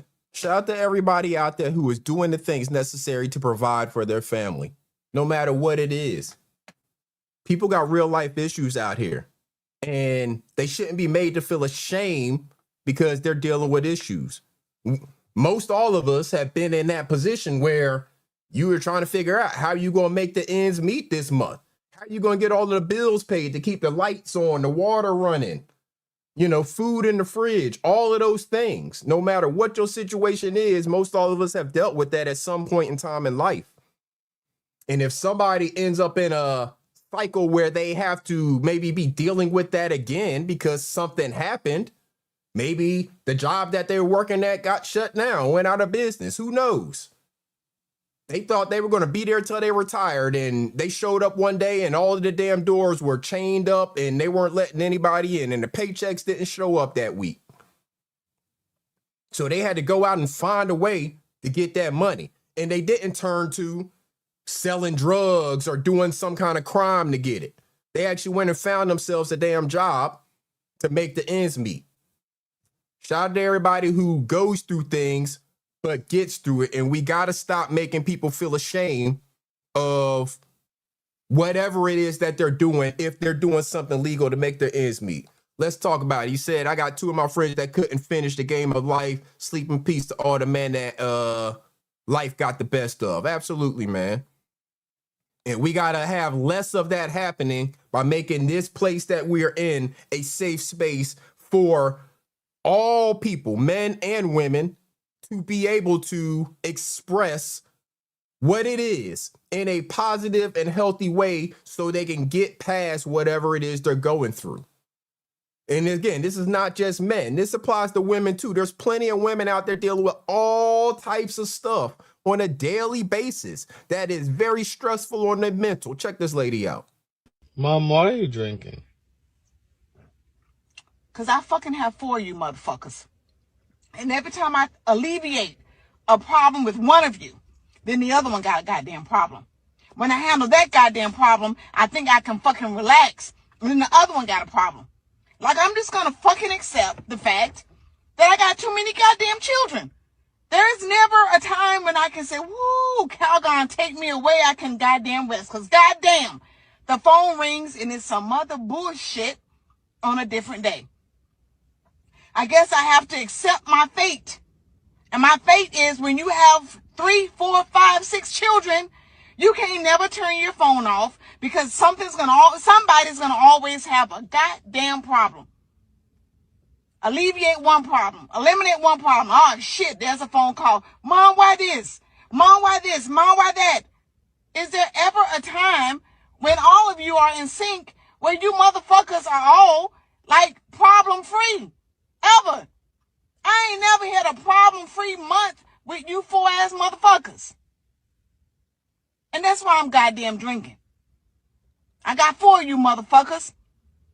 And I got 99 problems. It ain't never just one.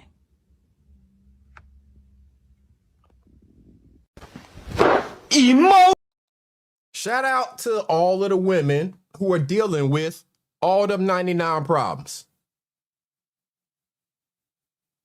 And it ain't never just one because you got all these people calling you as well. Men have it, women have it, all people have it. We're all out here trying to do this thing called living life in this crazy ass world that we're living in. And one of the main things that they don't teach us in the schools, in the churches, in those places is how to properly deal with the mental struggle and the emotional struggle that we go through. We hear a lot of nonsense rules, like the brother said about the crying in prison. We hear a lot of nonsense rules about the way that men are supposed to live, women are supposed to live, whatever the case may be. As opposed to actually teaching people how to properly process and work through whatever that mental hurdle may be. Words have meaning.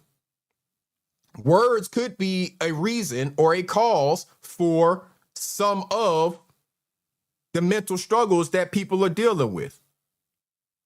And it can start in your children. Take a look. Ball it up. Now open it up. Is it fixed? Yes. It's fixed. Yes. Is it the same as it was before? No. Okay, so then would you agree that it's damaged now? Yeah. Exactly. Now I want you to remember that next time you say something to hurt your sister's feelings, okay? Words cut deep, and once you say it, you can't take it back. The pain is already there. Apologize to your sister and don't do it again. Words have meaning. Appreciate to that brother, the father, for understanding that the words that a brother says to his sister cut deep. They may live with her the rest of her life. If you saying all types of crazy stuff to her, those words may live with her the rest of her life. If you don't correct it. We gotta teach people to understand that their words have meaning. And I don't care what you are going through, mentally or otherwise, it's not an excuse for you to go out here and just say anything you want and think that those words don't have meaning and potentially consequences. Because while words have meaning, they also have consequences. The consequences of that young man's words on his sister, I don't know specifically. However, they do have meaning. She was sitting over there, not looking very happy, looking very down on herself. The father heard it and stepped in and was not having it and decided to use that to teach the son a lesson. But it ain't always coming from a sibling to another sibling. Sometimes it's coming directly from the parent to the child. You just don't listen. You just gonna be a nasty, funky, dirty ass little girl, and you ain't gonna be nothing in life. Nothing in life. Nothing. Just nothing. No, you're not. You will not. You're gonna be you're gonna be just like your family on the other side. Low down, retarded, nothing. Yeah, you will. You slow and retarded. You dumb little girl. You just dumb. Just dumb. Just dumb. You're gonna be nothing in this world. Nothing. No, you won't. They say it's life and death in the tongue. And the way you were speaking to that child was totally uncalled for. For you to talk to that young lady like that is either going to do one or two things. You can damage that child going into her adulthood, or you're going to catapult her to reach heights in life that you will never reach, because you are speaking venom and death on her. But she's looking at you with the eyes of God, telling you, I'm going to be better than you ever would thought. That young lady is going to succeed. I'm saying that because you have to project what you want your children to be. It is so much power that is inside of your mouth. Speak life onto your children. Speak life onto your kids. Speak wealth, happiness, health, understanding, communication. Speak that into them. Tell your children how precious and how beautiful and how great they are. You reprimand them. You give them discipline and you talk to them, but you don't speak to them like that. I pray for that young lady. I pray that young lady goes and does everything in life that she's supposed to do, because you are catapulting her to great heights in life. And I can't wait to see what happens with her. But the way you're talking to her, you are projecting you onto her. Your shortcomings and what didn't happen for you in life, you are speaking onto that young lady, and it's wrong. And you need to be checked. I mentor young people. If you want to sit down with me, DM me. But hell, I could be crazy. I could be crazy. Tell me what you think. Shout out to everybody in the chat who automatically understood that what they were hearing there was just totally unacceptable, totally inappropriate, and is not doing anything to benefit that child. How is you speaking all of that negativity into your child, telling her that she's going to be all of these negative things just like her other family? No, that's like you, lady. That person filming that and had the nerve to post it. Not only did she film it, but she posted it on social media for people to see. Unacceptable. What is that doing to the mental health of that child? Now, the child is saying, no, I'm not going to be that and all of that. And hopefully that child believes that, no, she is not going to be any of those things that her mother, who I'm guessing is the one speaking in that video, was saying. Shout out to her for, again, saying that and hopefully believing and understanding that she does not have to be any of those things that her mother was saying. JT Money, man, what's good? Salute to you.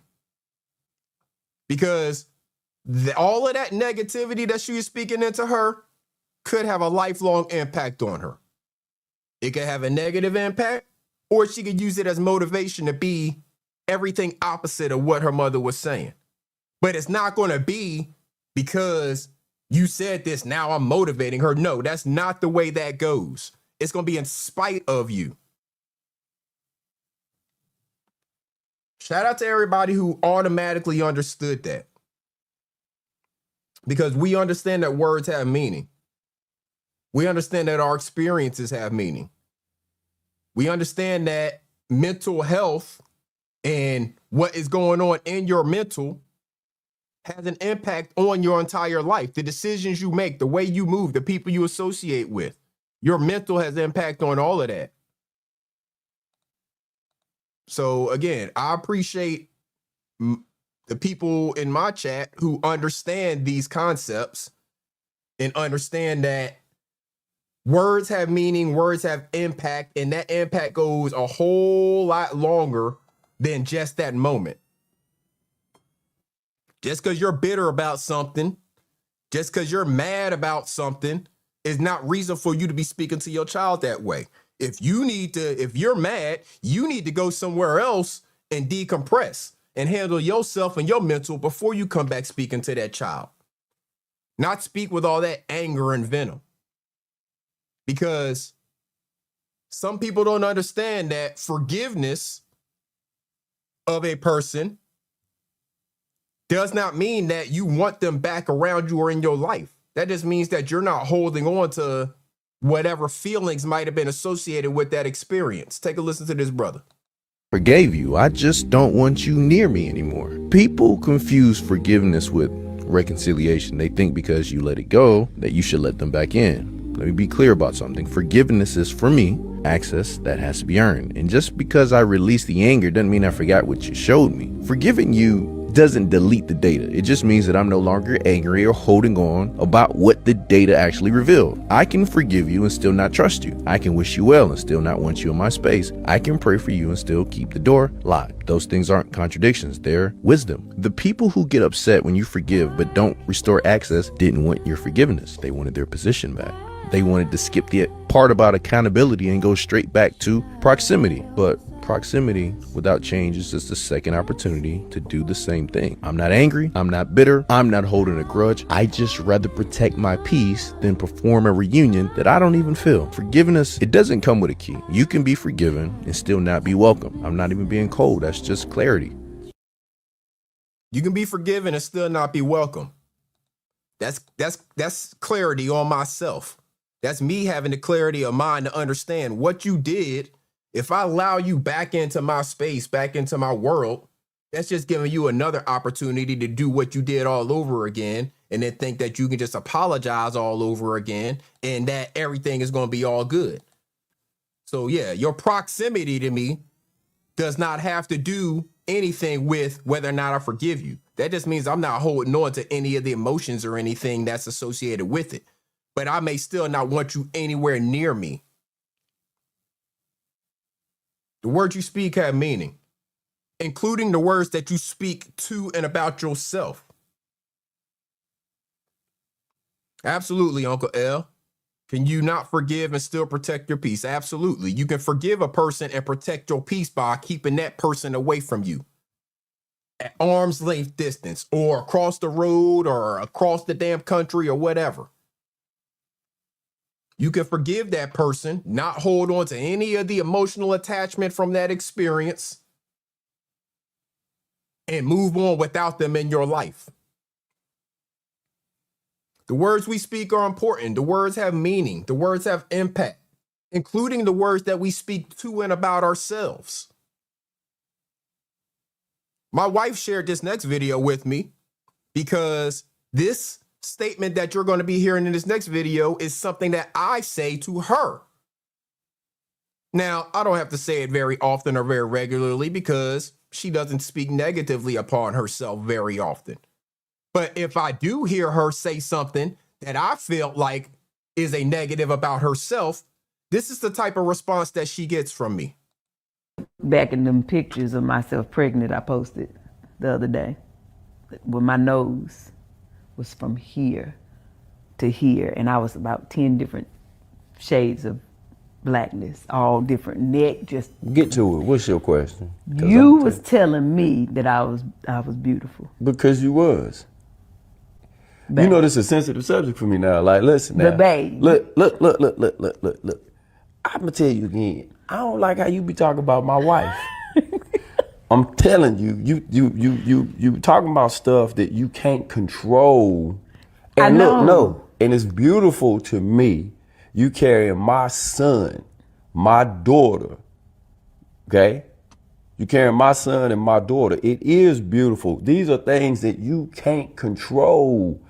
That you talking about your nose and your skin and all of that. I mean, I'm just saying, I was looking crazy. No, you was not. Not to me. Not to me. It looked good to me. That's what I'm saying. Like, it's things that, see, the things that we can control where people get crazy. They don't think about that. But the things they can't control, like, hey, I'm carrying a child. No, I knew what was happening. And I can't control. But when I'm saying, when I look back. And you needed to hear that. And to That's keep your stress. what I'm saying. And you needed to hear that. So that's to the keep truth. your stress levels down, to make sure my kids were healthy, to make sure that you was healthy, to get through. You needed to hear that. So those are things that I don't even like. That shouldn't even be like a topic for women. Like, you can't control this. Like, it ain't like you was just laying around, you walking, doing all the stuff you're supposed to do. My son, look at my son. My son, beautiful and healthy. Look at my daughter. She beautiful and she healthy. You out here concerned about your nose, trying to keep your nose down. Something been wrong with my kids. I'm just saying. When I looked at it, I said, "Ooh." It looked good to me. And at the time, it was different. What I think happens, what I honestly think happens, I do. I think that there's like a trance or something that men go through when women sacrifice their bodies to carry their kids. We don't see that. We don't see y'all the way y'all think. I think a good man, I think a man who's in it for the right reasons and understands the gift that is of life, like, and what you doing, there's a trance that comes over him where he's like, man, he don't see none of that. We really don't see that. We be like, I think that's the blessing in the partnership, because we don't see that. I know for me and a lot of women, we be in that mirror. I couldn't even find myself for like them last 2 months. I was looking in the mirror like, girl, I don't recognize you at all. Like, I could not see myself anymore. And it was very concerning for me. So the fact that you say I needed that, you're right, I did need it. And I don't even know how I was believing you. Like, cause I was looking at me, I'd be like, girl, you gone. Like, girl, you ain't in there. No. But you would be like, babe, you look beautiful, babe. And I'd be like, this man, you was definitely in a trance. You was definitely in a trance. But I'm telling you, like, it's a love thing. We have these conversations. Yeah. Even outside of the pregnancy talk, me and we talk about this stuff like, yeah, it ain't what y'all think it is. It's really not what y'all think it is. It ain't even about specifically being pregnant. It's just about you being our partner. You're that woman in our life. I don't like how you talk about my wife. I tell her, I don't like how you talking about my wife right now. If she says something negative about herself, her image or whatever, I don't like how you talking about my wife right now. And I'm not going to stand here and just let you continue to talk about my wife like that. She is my wife. I'm talking directly to her. I don't like how you talking about my wife right now. And I'm not going to accept that. Dead Black, you said when you was a young man and your wife was pregnant, you couldn't keep your hands off her. They don't understand that. Some of them don't understand that. But again, it ain't even just about being pregnant.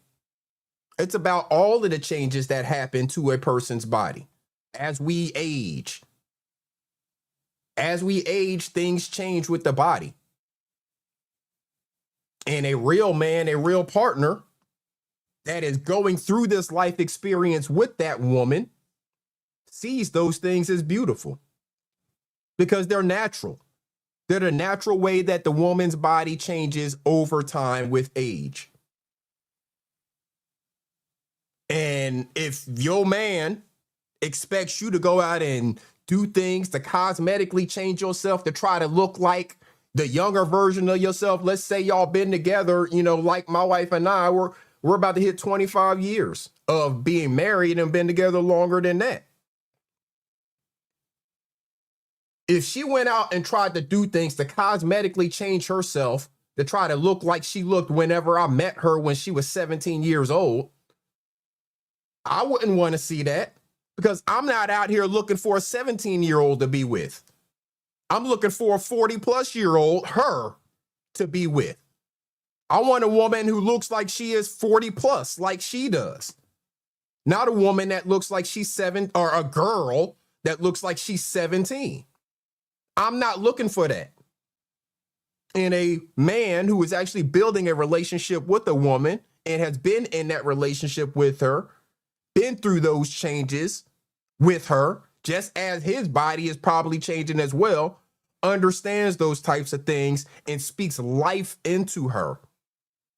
Does not allow her to speak down on herself, because I don't like the way you talking to my wife. Seriously. I don't like the way you're talking to my wife. Hey, Trey Spectors, can you tag me in one of their videos? The other people that you just named, I guess it's the Eliases, maybe? Can you tag me in one of their videos? If you have the ability, because I definitely like to check it out. Not worth it. Salute. Yes, Solstice, when men love, they love. When they have a partner that they're building a life with, building a future with, that partner that is the woman with vision, because every man with dreams needs a woman with vision. When they have that partner that's that woman with vision, you continue to speak life into her, and you do not allow her to speak negativity upon herself. It's not acceptable to men out here who are really doing something with that woman, who are really growing a future with that woman. It's pronounced what, Lovelace? Losses. I don't even know how to say what you the way you broke it down phonetically. I don't even know how to say that. Losses, maybe. Yeah, but shout out to all of the couples out there who are building something together, who understand that the words that you speak have impact, have meaning, impact the mental. The Ellises. Okay. The Ellises. Gotcha. The Ellises. Appreciate y'all. You're going to have to send me that via she. Asking me to find a video. I mean, I could be searching forever. Tab got too many videos out there for me to be going back through all of them trying to find them. If you have it, I'll be more than happy to play it, in the next show or whatever. Shout out to Lovelace in the building. What's going on, Lovelace? Peace, brother. Peace to you. Hey, real quick, Ellis. The Ellises, yeah. Meek, who was it? Letitia, she broke it down for me. The Ellises. I got you. Yeah, sorry about that. I just you're good. Yeah, they're a really great couple too, and you're doing great. Appreciate you always for these Sunday mornings. Always. Appreciate you, sister. Thank you. Thank you so much. You're welcome. See ya. All right, have a good one. Shout out to Lovelace for coming up and correcting me on that pronunciation. The Ellises, y'all. The Ellises. Shout out to them. I don't think I've seen their stuff. If I have, I'm not familiar with it in terms of who they are. Maybe I have seen it and just didn't know who they were. But the Ellises, shout out to them. If they're out there spreading that positivity, those positive messages, absolutely. I'm all about it. I'm all about it. Because we need more of it. We definitely need more of it in our world. We need people speaking on this mental health journey that we're all going through and what it means. Okay, so Trey Spector shared a video with me. It's about an hour long, so I'll definitely take a look at that and find some of their other videos, and we'll probably, get into breaking down some of their stuff and, discussing some of their stuff. We're not going to review an hour video right now, but yeah, I appreciate you, Trey Spectors. Thank you so much. I'm going to subscribe to their channel right now. Ellis's Ever After. I'm going to subscribe to their channel right now, and I'm going to put their link in the chat as well. So if y'all want to go over there and check them out, you can. I've seen the brother before. I think I've even shared some of his videos before. I'm not familiar with the sister though. But I definitely have seen the brother, and I think I have shared some videos where he's been speaking on things. It may have been him, by himself speaking on it. But I'm not familiar with them as a couple. Shout out to them though. I'm gonna check them out for sure. I appreciate y'all. I always appreciate y'all whenever y'all open my mind to seeing other people. Again, it's all about educating each other. When we educate self, it's our duty to spread that to other people so they can get educated as well. He said he used to play football and he's an actor. Okay. Yeah, I'm familiar with his face, and I think I have in the past played some videos where he was talking about things, but I'm not familiar with their channel. I've just subscribed to it now, and I'm not familiar with their content as a couple. But I'm definitely going to check it out. I'm definitely going to check it out.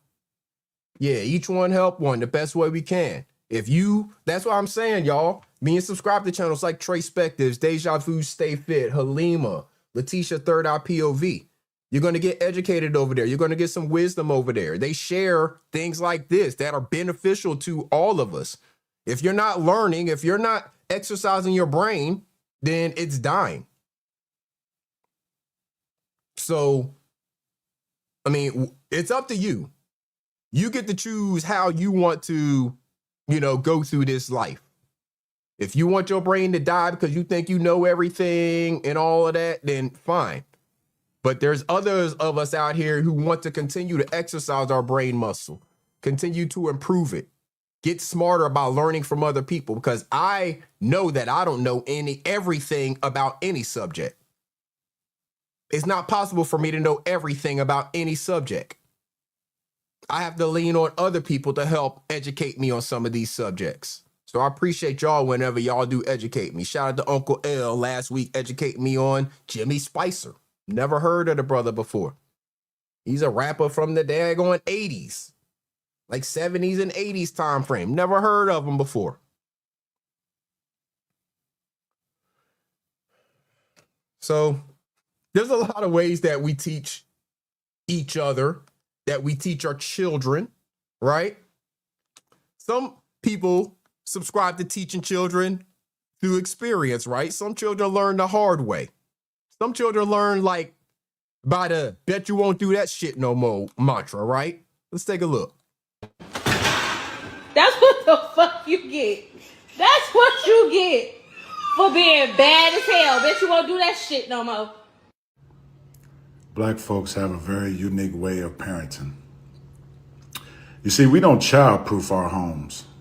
We just allow the child to fuck themselves up. And then we laugh at them and say, I bet you won't do that shit no more. And it is child abuse to a certain degree, but it's proven very effective. That's it, that's all.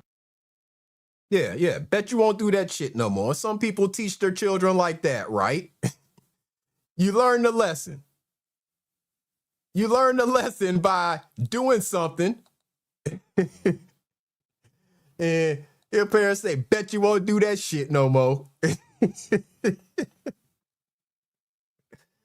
Oh, man. Yeah. Y'all know I got to mix in. We can't stay too serious the entire time. I got to mix in some humor, right? Got to mix in some humor. Always got to mix in some humor because it's good to laugh. Laughter is good for the soul. Laughter is good for the soul. And I know growing up back in the 80s and 90s when I grew up, we definitely grew up by those teachable moments and learning lessons. We ain't have damn child locks or none of that shit. You touch that hot stove and burn your fingers. That's how you learn not to touch the damn hot stove no more. It was that simple. You watch somebody else do that shit and they learn the lesson and you learn by watching them. Bet you won't do that shit no more, right? Don't touch the stove when you a damn kid. Sometimes you got to learn lessons the hard way. Hi. Oh, you okay? Come here.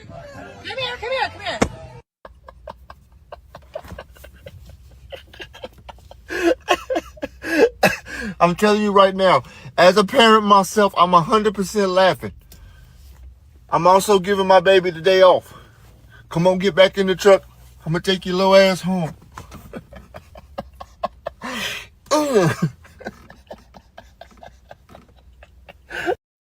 Watch where you going. That child, probably is forever going to learn to watch where the hell she going. She just walked right into a damn pole. I mean, face first slam. Walked right into the damn pole. And for the rest of her life, DJ Cleveland, what up? Aunt, what up? I can't remember if I spoke to you earlier. Rest of her life, she probably going to learn to pay attention to her damn surroundings and not be walking this direction while you looking over in that direction, that mama. Walk right into the damn pole.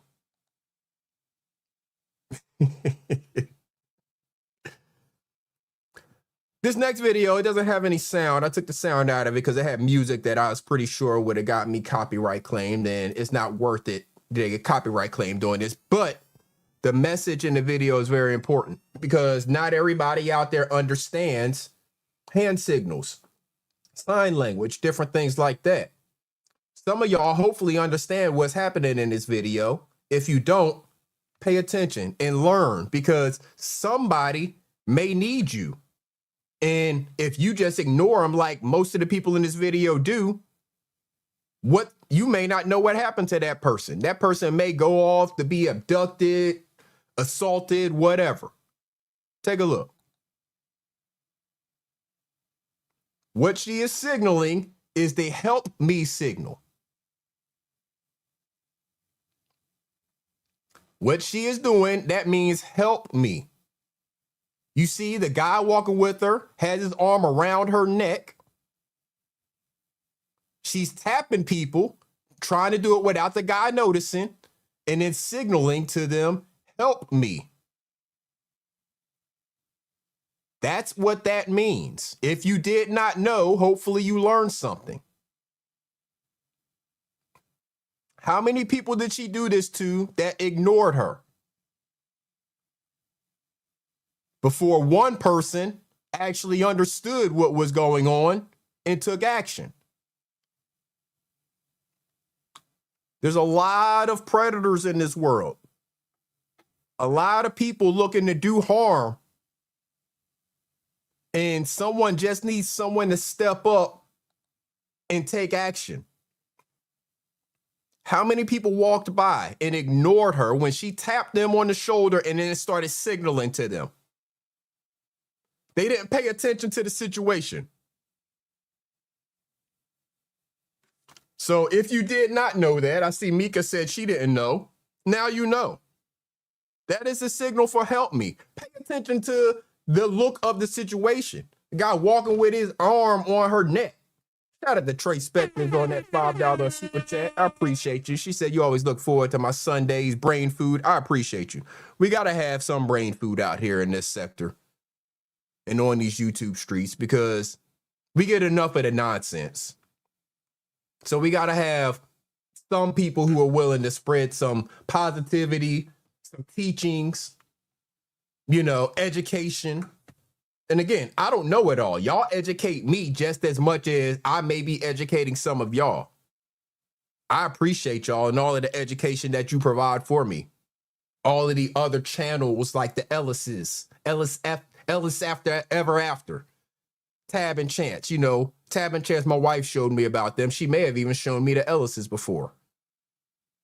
But I appreciate y'all educating me as well. But she walked by multiple people who ignored her. And she was asking for help. Because she could have been in a situation where she was getting abducted, about to be abused. Now, this is a video, and the people in that video, even the guy with her, probably was not going to do anything to her because the video was shot to show how many people would ignore it as opposed to take action.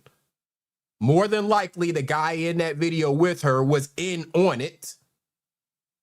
The reason why he had his arm around her like that and stuff to show the whole situation and to see who would actually take action. I don't know the specifics of that situation, but I do know multiple people ignored her when she was asking for help in a situation where it looked like she was possibly going to get abducted and then who knows what after that. Shout out to Dead Blacks on the $5 super chat. Appreciate you. You said you back up Trey Spectives on what she said about looking forward to the Sunday's brain food. I appreciate all of y'all, all of the support that y'all give to the show. Appreciate all of that. All the support y'all give. It is greatly appreciated. Trust me.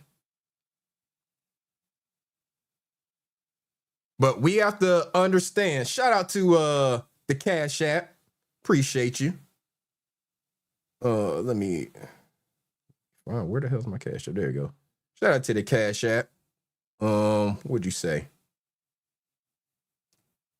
Said for Sunday thought-provoking content. Hey, I greatly appreciate you. Thank you so much.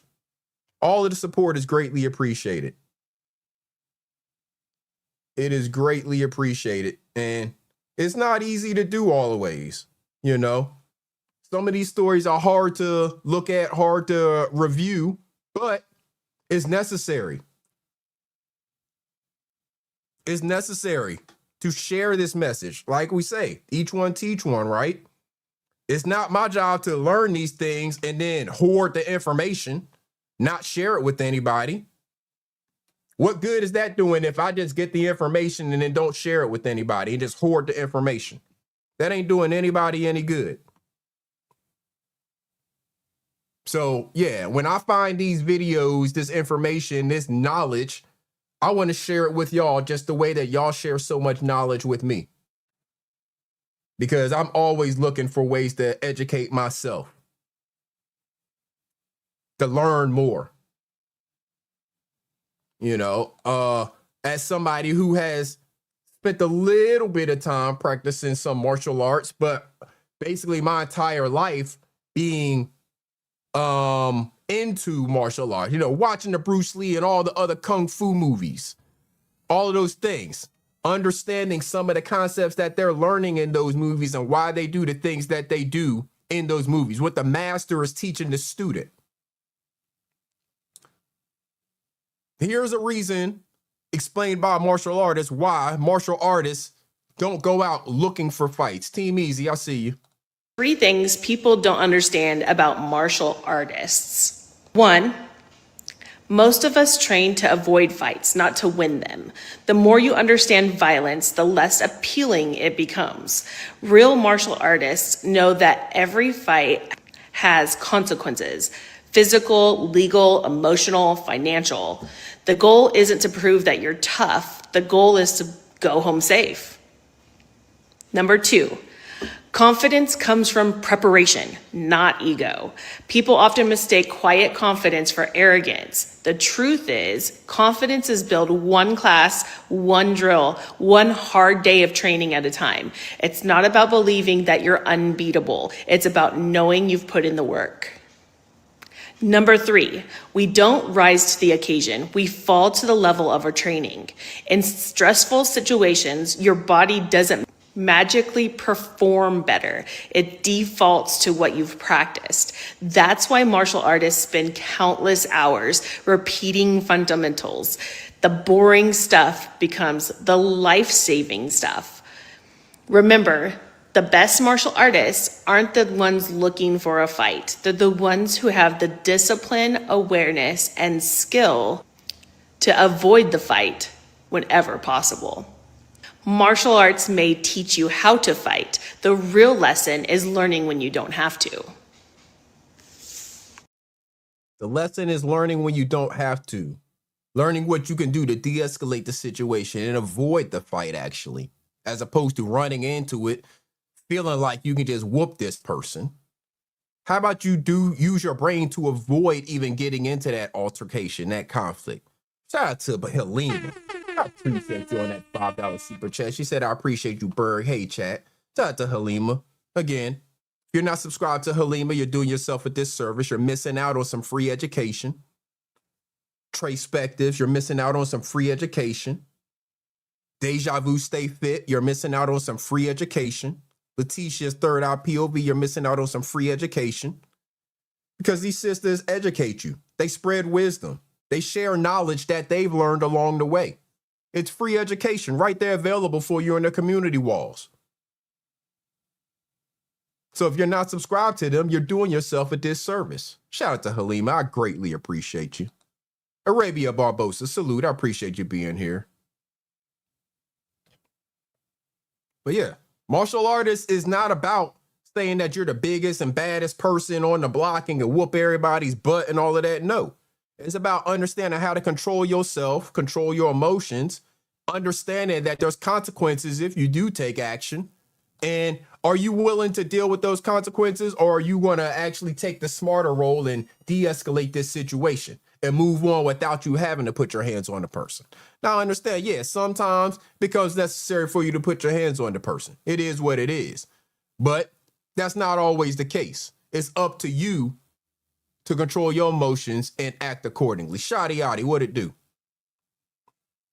Networking. Networking is important. This is a social media network. YouTube is a social media network. All of us who communicate with each other on here, whether we do it in a positive way or a negative way, we are networking. So whenever it comes to networking, what are you doing?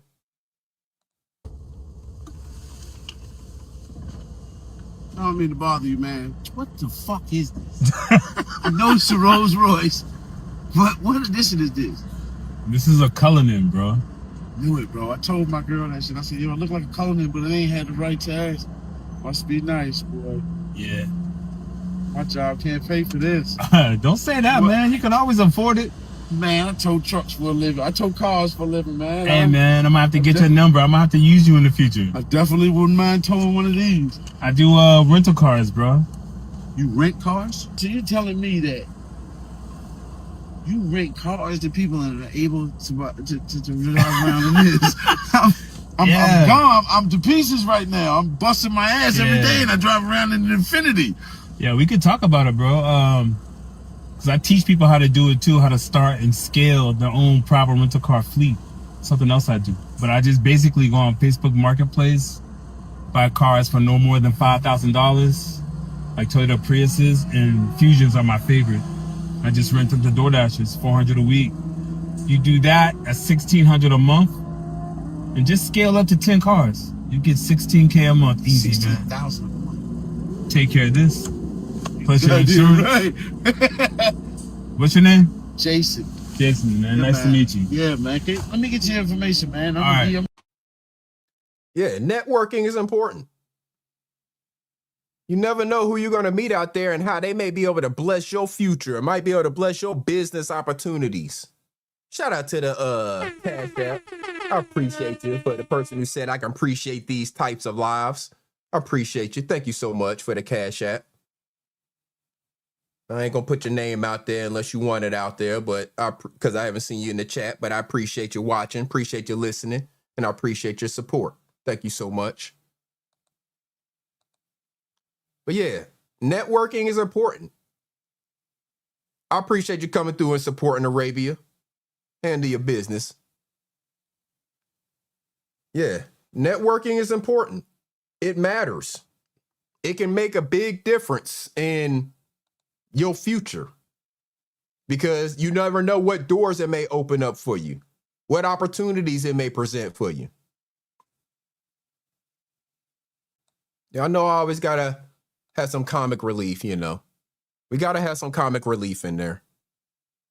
Sundress season canceled, y'all, because it is bullshit right here. Pick and Choose TV, Slim in the building. Salute to you, Capo. Shout out to all them tradesmen out there. Sundress season canceled because it's bullshit right here. We got people out here doing bullshit like this, calling it a sundress. We can't be having that. We can't be having that. Knowledge. You a fool.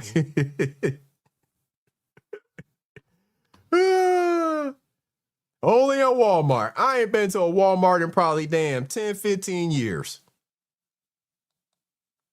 I haven't been to a Walmart in probably 10, 15 years because of shit like that. And y'all got to be cautious. Y'all know there was an interview over the last week or so, and a certain person in that interview got up and ran out when certain questions were asked. But the fastest way to expose a lie is to ask for proof and watch who runs from the room. We see that through a lot of people. A lot of people run from the truth. They'll put lies out there, but when you ask them questions about their lie, they start to run. Yeah, Lovelace, I know I'm not missing out on anything. I'll probably never, if I can help it, step into a Walmart again. There's a whole bunch of places that I don't go, though. There's a whole bunch of places that a lot of people go that I don't. I haven't been to Walmart. Hell, I haven't been to Chick-fil-A because they decided they wanted to have political views and get into the political race. You're a business. Keep your political views to yourself. I ain't been to Chick-fil-A in years because they wanted to start playing politics. There's a whole bunch of stores that's on that list. I haven't been to Target either. They want to play politics, then they can go right ahead and they can lose my business. See, my wife and I, we are able to actually stand on the decisions that we make. We can find other places to shop. We can find other places to spend our money and avoid going to those places if they're not about empowering the community. Voting matters. Who you vote for matters. I'm not telling you who to vote for. I'm telling you that voting matters. The cockroach out of hatred for the ant voted for insecticide. They all died, including the cricket who voted blank and the fly who did not go to vote. So voting matters. I'm not telling you who to vote for. This isn't a political statement in telling you who to vote for. I'm telling you it matters. It says your device is not connected, BT1000. Oh, there you go. Hold up. There you go. What's going on, Arabia? I can't hear you if you're saying anything. Hey, what's up, Iceberg? Yo, shout out to the chat. I just came up to speak real quick. What's up? That's it. I appreciate shout out you. to the chat. Appreciate you, Iceberg, for doing your videos. You a Knicks fan, been ain't here you? a long time. Ain't you a Knicks fan, Arabia? What happened? I said, aren't you a Knicks fan? Yes, I am. Yeah, shout out to y'all. Y'all just won y'all championship. Shout out to them Yes, Knicks. thank you. Yeah. Shout out to us. Yeah. Shout out to all them Knicks fans. You know, you've been around for a long time, and I appreciate your videos. I appreciate I appreciate everybody you so much. that's on Thank this you for your YouTube support. app right now. Thank you for your support. I appreciate you too. Shout out to Arabia. All right, no keeping it doubt. real. Y'all have a good one. Peace. All right now. Peace. Peace to Arabia. The BT1000, the only BT1000. Shout out to Arabia. But yeah, voting matters. Again, you can not vote, but you're going to deal with the consequences of the people who did vote. You can vote blank, and you're just going to deal with the consequences of the people who decided to make a decision. And you can also vote against your own interests. So educate yourself on who you're voting for and why you're voting for them. And then go out there and take the proper appropriate actions. Because being hated by idiots is the price you pay for not being one of them. Read that again. Read that again. Being hated by idiots is the price you pay for not being one of them. I think I'll pay that price every day of the week. I'll pay that price. I'll be hated by idiots. That's fine. Because I have no desire to be one of them. Zero.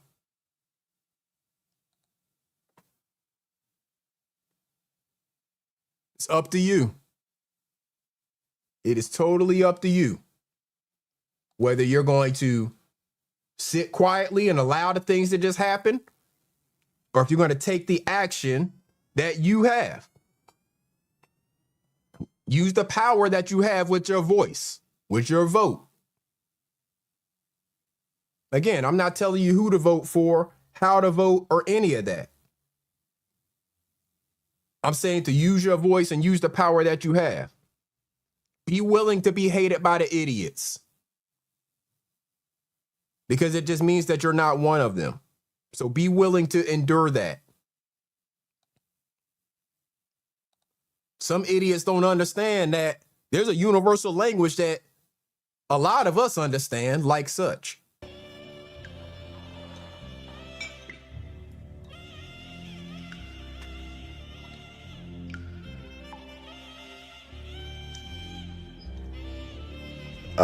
Buddy, you don't know me and I don't know you.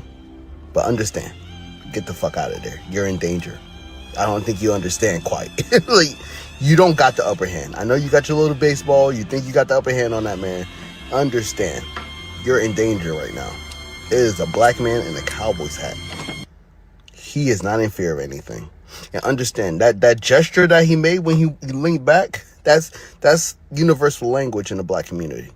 No matter what area you from, when a black person does that, they're giving you an opportunity to bring that shit backwards and let it roll out again. They're giving you a chance. That's Understand. You don't got the upper hand in this situation. You got to understand. You got to educate yourself and understand. There's universal language. When you lean back, oh, you think you tough, huh? Yeah. Okay, let me come up here and see how tough you are.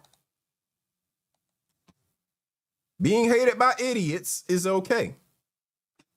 Oh, you think you tough? All right, let's just see how tough you are. Let me come up here and stand right beside you and see if this conversation goes the same. They had to put his hands on or anything. But I bet you things calm down. I bet you things calm down, right? So, I know we got a lot of YNs out there, and y'all do y'all, you know. I wish y'all would just grow up and educate yourselves. I tend to agree with Meth and Red on this one. If you were born past the 90s, we don't want to talk to you. Just really quick, because I know we got some of the 2000s babies. That's right, that's right. Yeah, so look, I got one thing to say to my 2000s babies. Shut the fuck up when grown folks is talking. I mean, it's just that simple. To all them 2000s babies, shut the fuck up when grown folks is talking.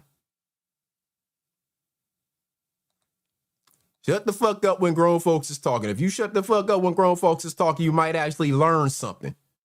Because you can't be talking and listening at the same damn time. Sometimes y'all got to shut the fuck up when grown folks is talking. Shout out to Meth and Red. Shout out to Meth and Red. See, these new YNs, they haven't experienced life. They think they have. They think they grown now and all of that. They think they've experienced life. They don't even understand some of the stuff that we went through growing up. Underage drinking and all of that. Check it out. Nope. Why in the hell they trying to bring this back? See, you have to understand, if your birth year starts with a 19, drinking for us was a competition. It was a sport. It really was a social gathering. See, because we didn't have fruity Moscatos or these refreshing seltzer drinks. No, we had stuff that tasted like somebody put a Jolly Rancher in a bottle of rubbing alcohol. Not to mention, Mad Dog is like a non-binary adult beverage. It doesn't matter if you're man, woman, child, or something else. It's the kind of drink that will have your liver sign in a DNR. It's the kind of alcohol that will tell its beer to hold my beer. Oh, but Mad Dog 2020, that, my friends, that was the fans only of adult beverages. Because all three holes were definitely open for business, but things were coming out of them. No, our magical poverty polyjuice potion was the fuel for our bad decision DeLorean. Because drinking back in the day was never a, this is going to be refreshing, this is going to be exciting, this is going to be a good idea. kind of situation. Our childhood wasn't sheltered, it was rushed, so every opportunity that we had to try to channel our inner child usually involved something with a very high alcohol content. The higher the ABV, the more extended the therapy. But Boone's Farm, Mad Dog 2020, Jose Cuervo, Arbor Mist, Goldschlager, and Jägermeister, those were our friends in low places that Garth Brooks sang about. It was never about it being good, it was always about it being effective, and Lord, was it effective. Harry, Buffalo, Jungle Juice, Trash Can Punch, BJ, none of us had real money, but we were friends. You started mixing the lights and the darks in a trash can. It was a community of chaos. Then you would top off that liver stopper with something sweet so that everybody would enjoy it. And that's where Mad Dog became the official sports drink of summer. I don't really like tequila. I'm not a big whiskey drinker. That's okay. You're not gonna taste it. 10 to 13 teenage kids had $73.14 between them, so we had to make something work. We were like Dexter down in his laboratory, omelette du fromage. Don't touch my stuff, Dee Dee. Throw it all together. We'll top it off with some blue raz, and we'll let the vibes be vibin'. And the world has changed, and so has our taste buds. And it's not for everybody. But before this generation of warning labels and trigger warnings, there was community. And that community involved Mad Dog 2020. It was our generation's participation trophy, our generation's gold star, the alcohol that said, good enough. So enjoy it or don't, but don't knock it till you tried it. And I've tried it, my friends. I'll never drink Mad Dog 2020 again. Because I drank so much Mad Dog 2020, Jose Cuervo, and Goldschlager that I legitimately puked out a peso. Real story. Mad Dog is a lot like Bigfoot or an alien abduction story. No matter how many of us swear that we've seen it, no matter how many of us say that it happened, there's always going to be people who deny it. It's the Mandela malt liquor effect. Like that movie where Sinbad was a genie. Only the real ones know. It wasn't a flex and it wasn't a challenge, but it was a lot like you guys with the Tide Pods. We knew it wasn't good for us, but we were going to do it anyway. But it's not good, and you know it's not good, and you're going to do it anyway. That seems really dumb. It was. Yeah. All that Mad Dog, Goldschlager, Jägermeister, all that shit we used to drink as kids. Underage, ain't even supposed to be drinking. Cheap as hell. Tastes like whatever. Like, I used to drink Goldschlager. Tastes like cinnamon. Jägermeister. Tastes like damn licorice. Like, why? Why? Yeah, Mandela malt liquor effect is crazy.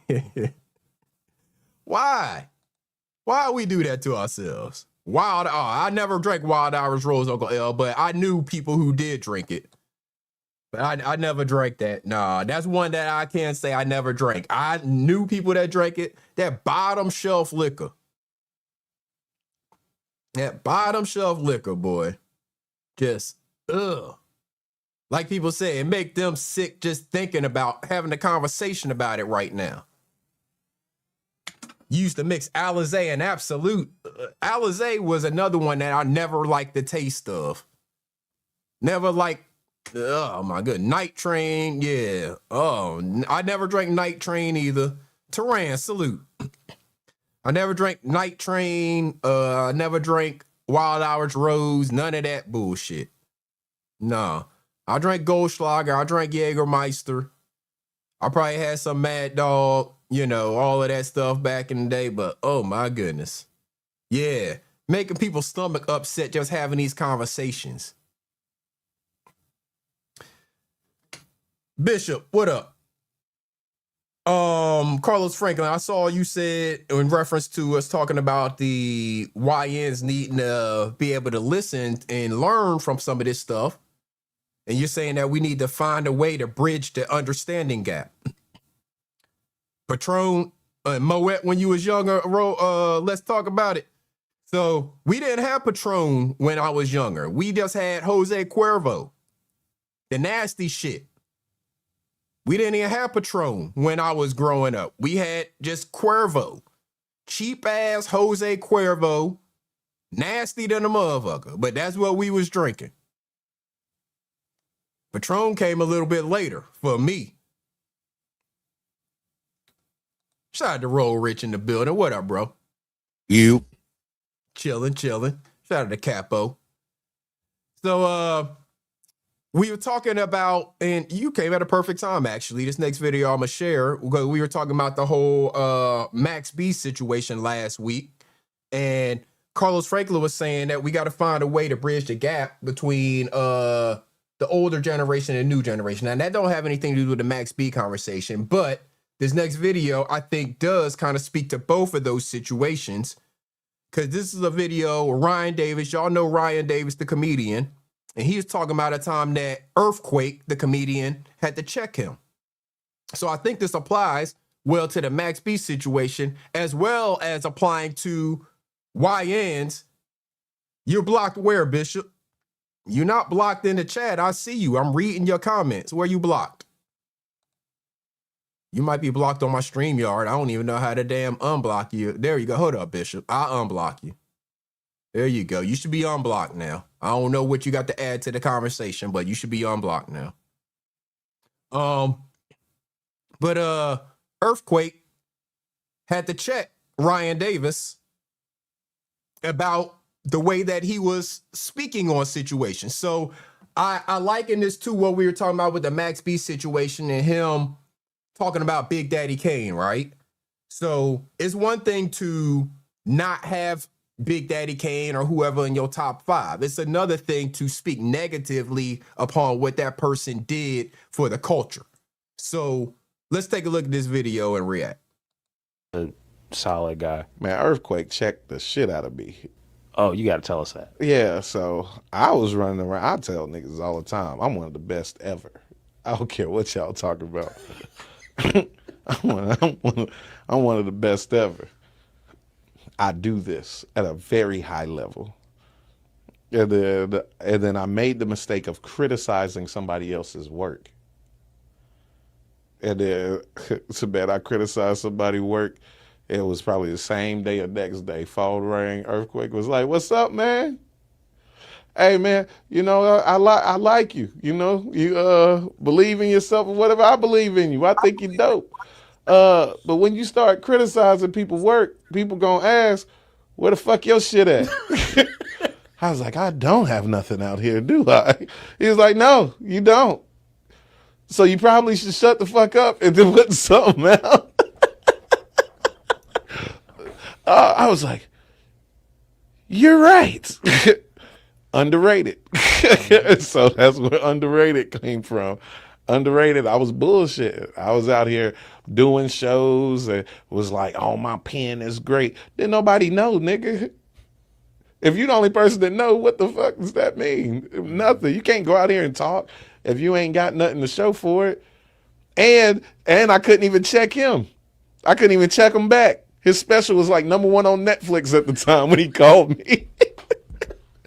What are you doing? The best. The best right now. Ugh. Yeah, check the countdown. He had just dropped Legendary. Yeah, he had just dropped Legendary. And it was doing crazy numbers on Netflix. So I couldn't even say nothing. I was just sitting over there like, you right. you right. You right, Quake. You know what? I'm going to go find somebody to shoot the special. I'm going to start focusing. Yeah. Man, what is it? Because at that point, you're just a shit talker. Mm-hmm. You're just talking shit because you ain't got no proof of concept. You ain't got no proof that you are anything that you saying that you are. Yeah, talk is cheap. And I was like, yeah, and he did it in such a loving way too, man, where I didn't even feel like he was trash talking me. He was just like, let me go put the little guy in his place. And I needed it. And my career has gone up because of it. Yeah, so in reference to like the conversation about the Max B situation, right? Big Daddy Kane is known worldwide, internationally for what he has done for the culture and his music and all of that, his contributions. Max B is not very known as far as his contributions. He's known in some circles and things like that, but he's not worldwide, internationally known for his contributions to the culture. So in some cases, you just got to shut the fuck up. You got to understand that there's OGs that went before you that made this what it is. You trying to put yourself on their level and you're disrespecting them in the process. And sometimes you just need to shut the fuck up. Bishop, what's up? What's going on, Iceberg? What up, bro? Rich, how y'all doing this morning? Chilling. That's what's up, man. Just can't stop by, see what was going on, see what the latest news is in the sector. Try to be nice today. Before we do that, I just want to make a comment on what you just was saying before y'all go there. That's like an electrical engineer disrespecting Tesla, my nigga. You feel me? Like, bro, how you gonna disrespect the nigga that made all the shit you doing possible? Right. We just listen, nigga clip farming, bro. Right. You know what I mean? Nigga clip farming. He gonna say shit to keep himself relevant right now because he got some music coming out. He got music he dropped already. You know what I mean? Right. Magruder, I agree with you. Max B shouldn't be allowed to speak on Kane. He should have just pushed that when those questions were asked to him. He should have just pushed that to the side. He should have switched the subject. That's not fair. This is what that's not fair, right? And the reason why I say that's not fair is because he trying to do something, right? And we might not respect what he's trying to do, but a lot of people do it. You got your Andrew Tates, you got your motherfucking regular personalities, right? Now, as a musician, like you said, he doesn't have the accolades as a Big Daddy Kane and them. So right now, technically, he's just a personality that makes music, but like DDG and one of them. You understand what I'm saying? I don't know if you know who DDG is. He's a content creator that makes music. He got charted a couple of times. Right. So pretty much that's like DDG saying something about, we wouldn't even acknowledge it if he said something about Big Daddy Kane and them. But because it's Max B and he got this thing around him at the moment, people are acknowledging it. You feel what I'm saying? But he's pretty much just the content creator at the moment because he's just running around talking more than he making music.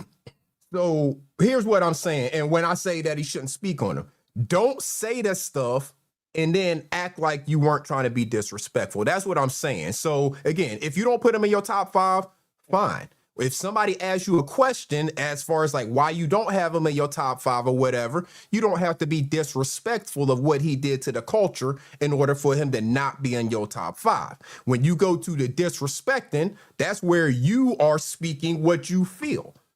And you speaking on this person in a disrespectful way, that's where you lose me when it comes to that. But that's the process of going viral, right? You say something controversial and then you get the attention and then you walk it back. Hey, look at everybody. Everybody does it. They say some crazy shit and then they try to walk it back and be like, well, that's not exactly everybody. What I meant.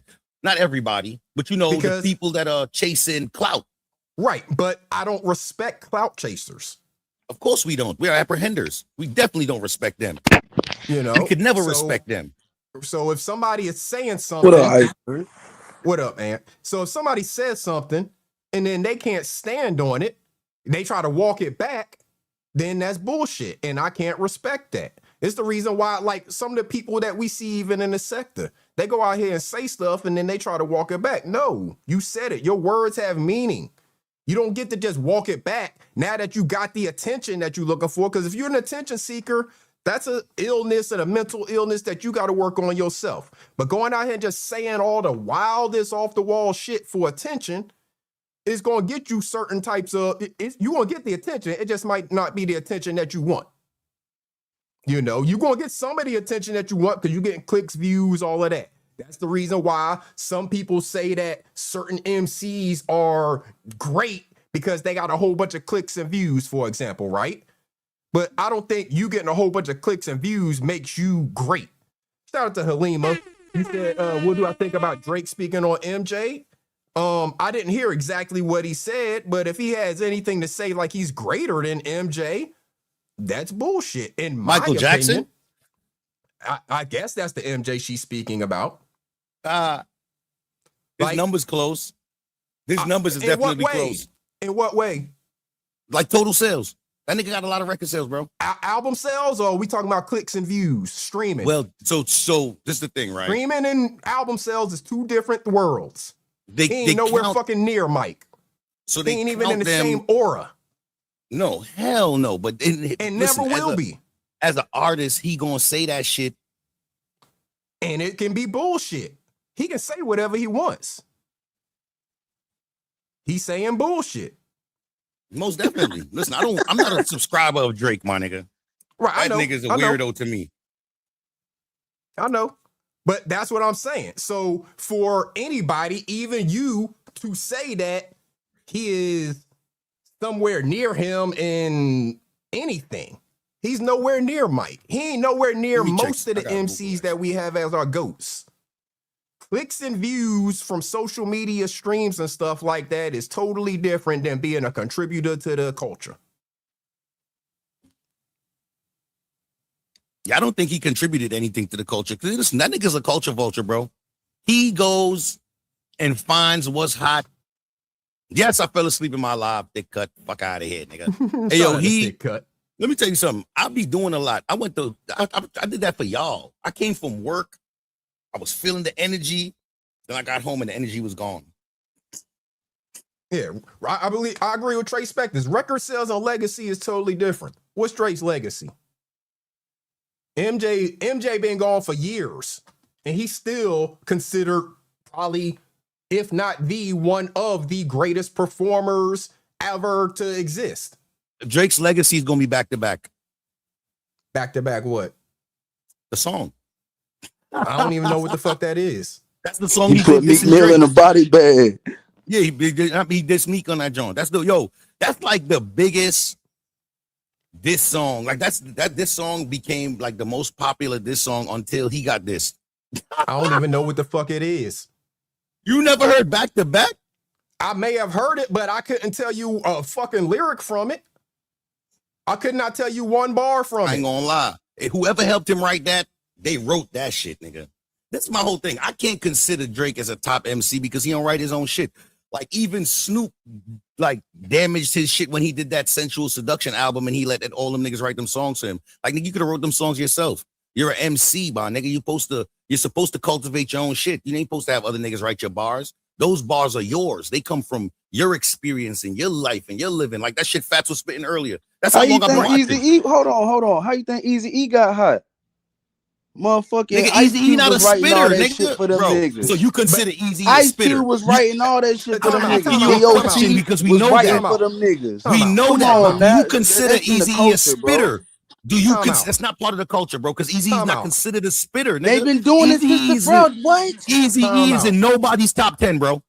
Exactly. That's what I was going to say. Anthony won't even alive when Eazy-E was out here making music, number one. Nobody considers Eazy-E to be top 10. So that nigga's Milli Vanilli, nigga. You bringing him up is not a good argument. It's not a good comparison. It's not a good argument, nigga. Because look, he gets the same shit Drake get. He's a nigga Everybody know don't create his own art, rhymes. bro. He's a nigga that get help to create his art, nigga. Like, that's crazy. This is your art, bro. That's like me, you painting a part of a picture, me painting the rest of it, and you saying you did it. Right. Yeah, so that's a bad comparison. And if you want to Eazy-E, if you want to compare Drake to Eazy-E, that's fine. Yeah, they pretty similar. Yeah. If that's listen, what you go gotta with, name an artist that other people writing for him and it didn't affect his career, because that affected Drake shit. Whenever that shit came out, whoever had Drake in their top 5, that nigga dropped down, bro. Because they a lot of them niggas be writing songs for people though, bro. Come on now. Yeah, but the people that they write the songs for aren't considered the best. Motherfucker Wayne be writing songs for niggas. Rick Ross be writing songs for niggas. They be telling, bro, they don't tell nobody what they write songs for. But the people that they write for, bro, that's what you're not understanding. The people that they're writing for aren't considered greats, nigga. Exactly. The niggas that doing the writing, all them niggas you mentioned, niggas consider them to be great. Future writing songs. Future wrote a song for Beyonce, nigga. He wrote Drunk in Love. Beyonce, so R&B ain't the same type of music, because most R&B music, why the fuck most R&B artists don't write their that? own music. Your comparisons are not you making just sense. an ignorant little big head ass nigga, bro. You're not even Name trying the to understand people- what we saying. Nah, y'all niggas in love with them old niggas. Y'all need to stop that shit, No, man. I'm in love with the art, and you're not just. That's the problem. Is You that don't you're not understand hearing what the I'm culture. saying? If you think I'm talking about an old nigga and not the fucking essence of the skill, then you're not listening to me, my brother. I'm talking don't about understand the letting someone else write your fucking story, nigga. I'm not talking about who's doing it. It could be a young nigga, it could be an old nigga. It That's don't part matter of which music. nigga. No, it's No, not hip It's hop. not part of the culture. Not hip hop, bro. It's Hip hop not is a part of different type hip-hop of music. culture. Exactly. It is not part of hip hop R&B culture. is acceptable because some people can sing, but they cannot write.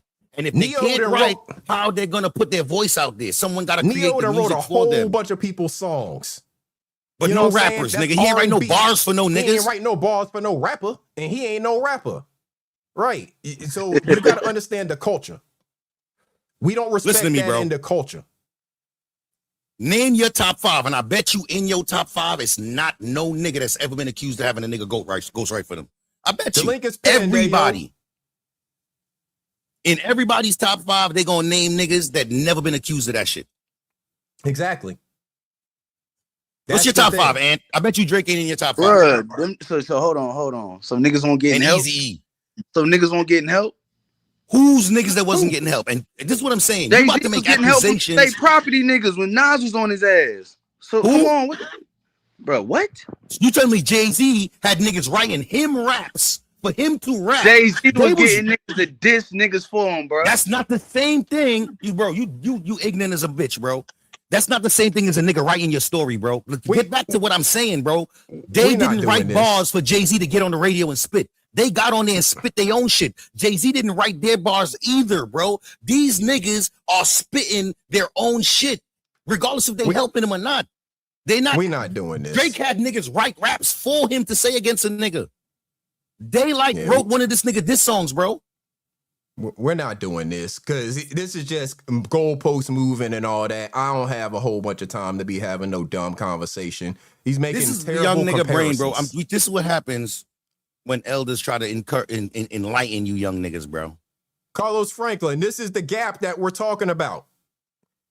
We having a conversation. He keep bringing up other stuff that is totally off subject. I'm not moving What the about goalpost. I'm just Beyonce? saying, like, What this shit Beyonce is- got to do bruh. with raps, bro? So Ice Cube was writing all them songs for them niggas back in the day. Nobody's Yes. considering any of the rest of And them all top the niggas 5. he was writing for is not nice to us, nigga. That's what you're not understanding. Ice They might Cube be is nice. nice. Ice Cube is nice. We don't consider we don't consider Dre one of the best ball spitters. We don't consider Eazy one of the best ball spitters. No. We don't consider Ren or DOC. Yella none of the best ball spitters. Ice Cube is a fucking spitter. We put him in his place. We put all the rest of them. Dre is a fucking dope ass producer. Yeah. He ain't a fucking spitter. We understand that because we grew up in the culture. Nigga, I'm talking about niggas like Kith. You feel me?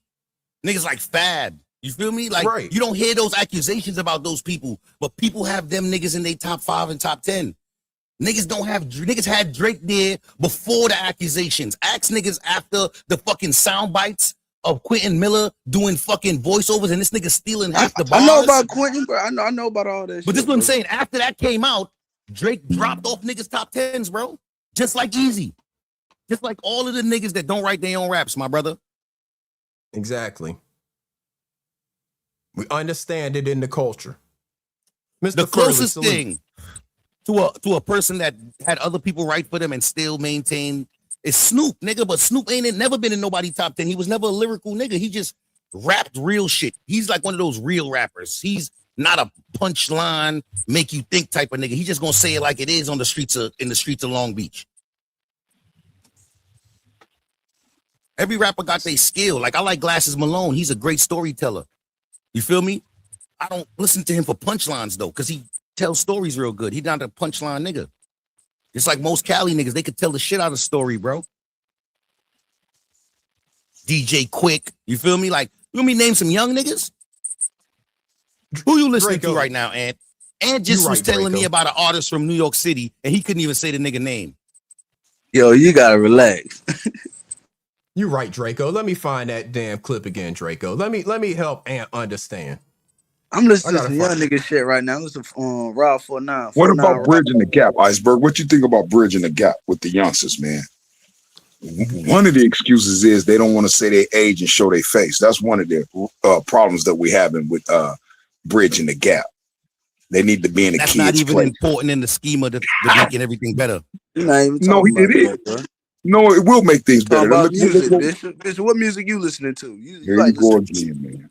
We need to put you in your place, youngster. That's the music we need to be singing, okay? Because you just think you grown when you really not. But it's all love. What up, man? Hey, Ant, I got a message for you. I don't even know what year you was born, but you seem to fall into this category. Take a look. If you were born past the 90s, we don't want to talk to you. Just really quick, because I know we got some of the 2000s babies. That's right. Yeah, so look, I got one thing to say to my 2000s babies. Shut the fuck up when grown folks is talking. You on mute, Roll Rich. Shut your motherfucking ass. I wasn't born in 2000, so shit, I can talk my shit. You was born in 99 or something, nigga. Shut I'm your born motherfucking 96, ass nigga. up. Fuck you talking about? That's nigga. 3 years off.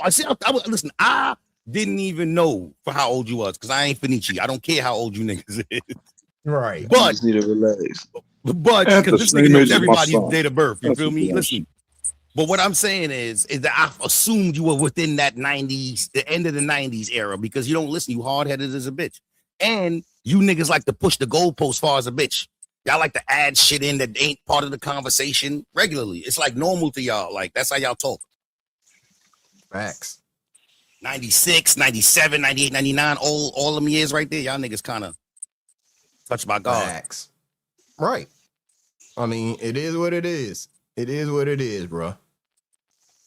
They are some very emotional Y'all parents beings. is like my older sister and older brother and them. You feel me? And my older sister and older brother, them, they generation was kind of, you know what I mean? Roy Lee, salute. Yeah, I mean, I graduated in 97, so Ant was damn just coming out the coochie when I was fucking in senior year.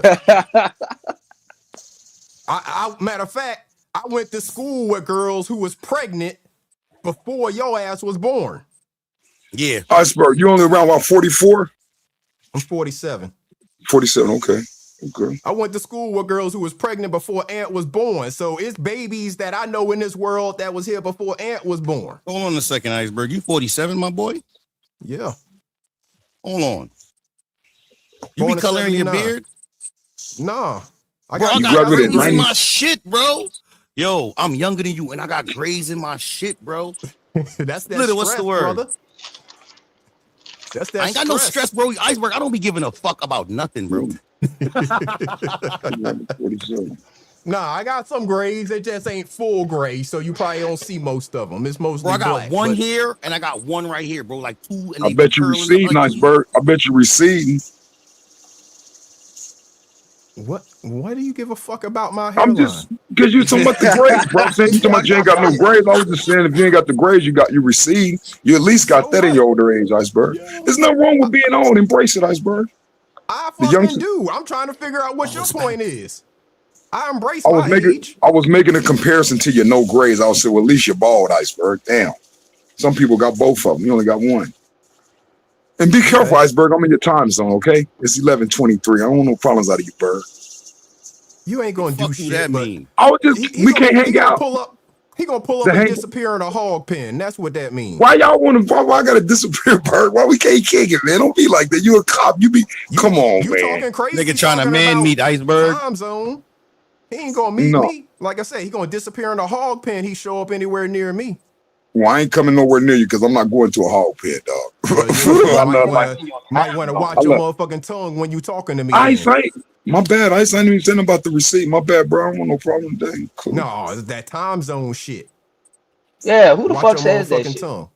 I'm just right here, the bishop, nigga. This who said it, nigga. The bishop. Let me show you. Let me see, nigga. The bishop. I said it, nigga. Who house you standing up on the side of? Why are you standing up on the side of the house whispering? Hold on, dog. Hold on. Shut your whole ass up, Bishop.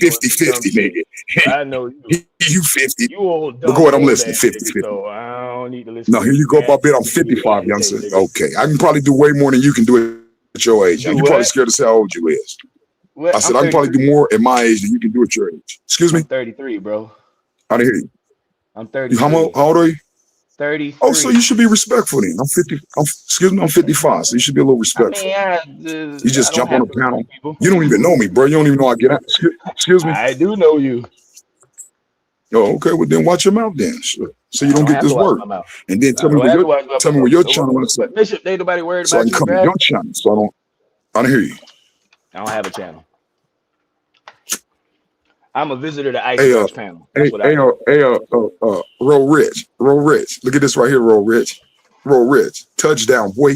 Touchdown. Touchdown. Hey, what you bought? You bought that with that $20? Hold on, wait. You bought that with that $20 I sent you? Touchdown. The little punk ass Twinkie. You bought you a little bit of weed. Everybody bought you a little bit of cough down with that punk ass, bro. I'm up here to talk about music, and now I'm talking to goddamn Bishop. Yeah, what you was about to say about the music, bro? Bishop, we're going mute. I was going to talk to Anthony in his language, since I'm the resident young nigga that can speak, to the young niggas. Do your thing. We gonna be quiet. Do your thing, bro. Like, you ain't even gotta tell us what you gonna do. Just go ahead and do it. Anthony, you just Bishop, honestly, stay on bro. mute with all that coughing. That nigga Go ahead, yeah, goddamn right, yeah. And respect to you, bro. But look, you got to listen to these men. They know what the fuck they talking about when it comes to this rap game.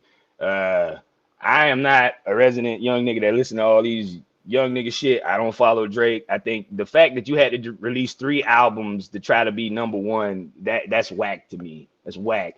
And we ain't heard not one song other than whatever the fuck people playing on the internet or whatever, right? But Eazy wasn't no lyricist. What else you was talking about? They said Eazy wasn't no lyricist. They were saying what? Dre is the producer. Ice Cube ain't like the greatest lyricist in the world. Yeah, he got no Vaseline, but that was about it. If you cannot, like, I use J. Cole as an example, right? If you listen to his last album, all the double entendres, the metaphors, the oxymorons, everything he uses, that's hip hop. That's an artist, not just going up there just she liked me. Hold on, bring that back. Yeah, I think she liked me. That's not got my face, bro. Put your pen to the paper. They not playing J. Cole in the clubs though, bro. Niggas make club music, bro. Come on, man. See, that's the problem. Everybody want to listen to club music. I don't want to listen to club music. That's the shit that turn niggas up. Come on, bro. You know what be going on, man. Bro, I don't want to turn up. That's you. But Ant want to turn up. This is the thing, right? That's you. I said that's just you though. Everybody got personal opinions. That's all. But on the spectrum of what is real, I understand what you're saying, bro. It's personal opinion. Club hip hop is not hip hop. Yeah, it is personal opinion, but club hip hop is not hip hop. It don't take me not listening to that shit to know that, bro. Club hip hop is not hip hop. If you make a song just to get somebody bouncing, I live in Atlanta where niggas was going to Magic City to take mixtape to the DJs so that way they can get their song on the radio and stuff like that. Like, I get the whole thing, but it's just there are levels to this shit. I think that's my favorite quote on this panel. Levels to this shit. I got somebody. Go ahead, Roll Rich. It's different types of hip hop fans, right? That's why there's different types of hip hop. Yes. You feel me? So you got the people that want to be in the club. But the problem with that is the biggest rap hip hop artists or rappers ever aren't the niggas that was the biggest in the club. Because you got niggas like Hurricane Chris that came and went. He had 2 good Jones. He had A Baby. Niggas played that shit in the club let me tell you something. I never heard A Baby until I went to the club. Because I didn't listen to the radio and shit. Right? And where is he at now, nigga? He ain't in nobody's top 5. Let me tell you something. There's a lot of niggas that made shit. PD Pablo made a lot of shit for the club, my boy. PD was like that. He ain't nice. He not nice. Put him in your top 5? Nah, I mean, PD Pablo made more money than most of the rap niggas you know. PD Pablo made more money than all the niggas in my top 5. And that's all 2 songs. I mean, PD not in the top 100. Because PD made 200 singles, nigga. Top 200. What you mean? PD had 1 album out and was driving the same Bugatti as T-Pain, and T-Pain was on his 3rd album, nigga. Yeah. Cole just put money in PD pocket, man. On his last album, Fall Off. He just put money in PD pocket. Not PD. I mean Flow Rider. I'm so sorry. Oh, I said Flow Rider. Flow Rider's the rich one. My bad. PD Pablo came and went too. He's another nigga that was Flow in the club Roda. that came and went. Flow Roda. I said it But Flow backwards. Rider, he made Flow one Rider's rap the song and then he became rich a pop rap artist. nigga. The nigga had That nigga Low got with some T-Pain. hits. And he ain't in nobody top 5. Low made At that all. nigga $30 million, nigga, off of Low. Off of ringtones. Remember, ringtones was popping then. You gotta remember the time. See, you wasn't around in them times. Nigga, T-Pain got rich off of ringtones. His music wasn't even selling like that. Niggas wasn't That's how buying his Soulja Boy was albums getting because money. Huh? That's how Soulja Boy was getting money off the ringtone. Yes, another nigga that made club songs that's in nobody's top 5. You see how you helping the argument that the club don't help you be nice, don't mean that you nice. All these niggas was in the club and none of them ain't nice. Right. I ain't saying niggas ain't nice. I'm just saying niggas ain't bumping that shit. That's all. But you was ain't in the bumping club. that shit. Niggas was you bumping ain't that bumping shit. it. Don't say niggas. You ain't bumping it. Just like I Yo, said, you the type of I'm not nigga that listen to the radio while you drive your car, nigga. No, I do not. Yes, you do. I don't listen to the radio. I got playlists. I ain't listening to the shit that they gonna make me listen to. I got Apple Music, nigga. And you listen to radios on there. You listen to fucking stations. I bet you. Hell no, nigga. I got my playlist too. Nigga, chill. What you got in there? A Billanon or whatever you called that nigga earlier? Drake. Nigga, I got a whole Hella music Drake. Hey, yo, channel. listen. I be playing I'm on music this nigga the Instagram, secondary. bro. I almost Drake? unsubscribed. I almost unsubscribed from Anthony right before Drake album came out because he was promoting that shit like they was paying him, bro. Bro, what's up with y'all niggas, man? Why is I y'all? thought he was getting a check from Drake.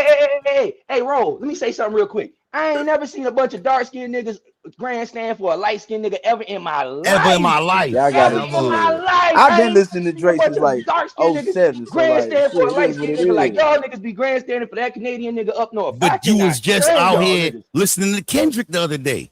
Exactly. I don't fuck with Kendrick. Yes, you do. No, I do not. I'm gonna show you somebody that got more bars than Drake right here, and watch this. Like Of course, a nigga can have bars all day. Nigga ain't got no Either hits. miss your kids or be. It's that. like Mrs. Doubtfire on this mission of his. Either miss your kids or be missed by your miss and your kids. They warning about an everyday struggle like I ain't listen to Big. The cannon blam nanny cam, you'll get a clip from the crib. Even before Jarrell Miller had a punch about me lifting your wig. More bars than Drake. More bars than Drake and Quentin Miller, nigga. And Quentin Miller. And the rest of them niggas. Who else you like, Ant? You like Young Boy? You like Young Boy? You listen to Young Boy, don't you? I don't listen to no Young Boy. Hell no, I don't fuck with no Young Boy. You That don't nigga fuck ain't with Young rap. Boy? Okay, all right. Well, it's bad enough you listen to Drake. If you listen to Drake and Young Boy, I was like, damn, nigga, you a lost cause. Somebody listen to It's Drake. crazy Y'all because I gotta listen to chill. Young Boy sometimes, bro. I like some of Young Boy shit. Not all I of got his like shit. He But have these niggas be some acting like songs, they be acting not like like this is the that. nicest nigga in the world. Nah, he got like one or two Nah, joints that's hell okay. no. I said I like That's the that nigga Red that fucked up the Room. community. That nigga right there. I agree.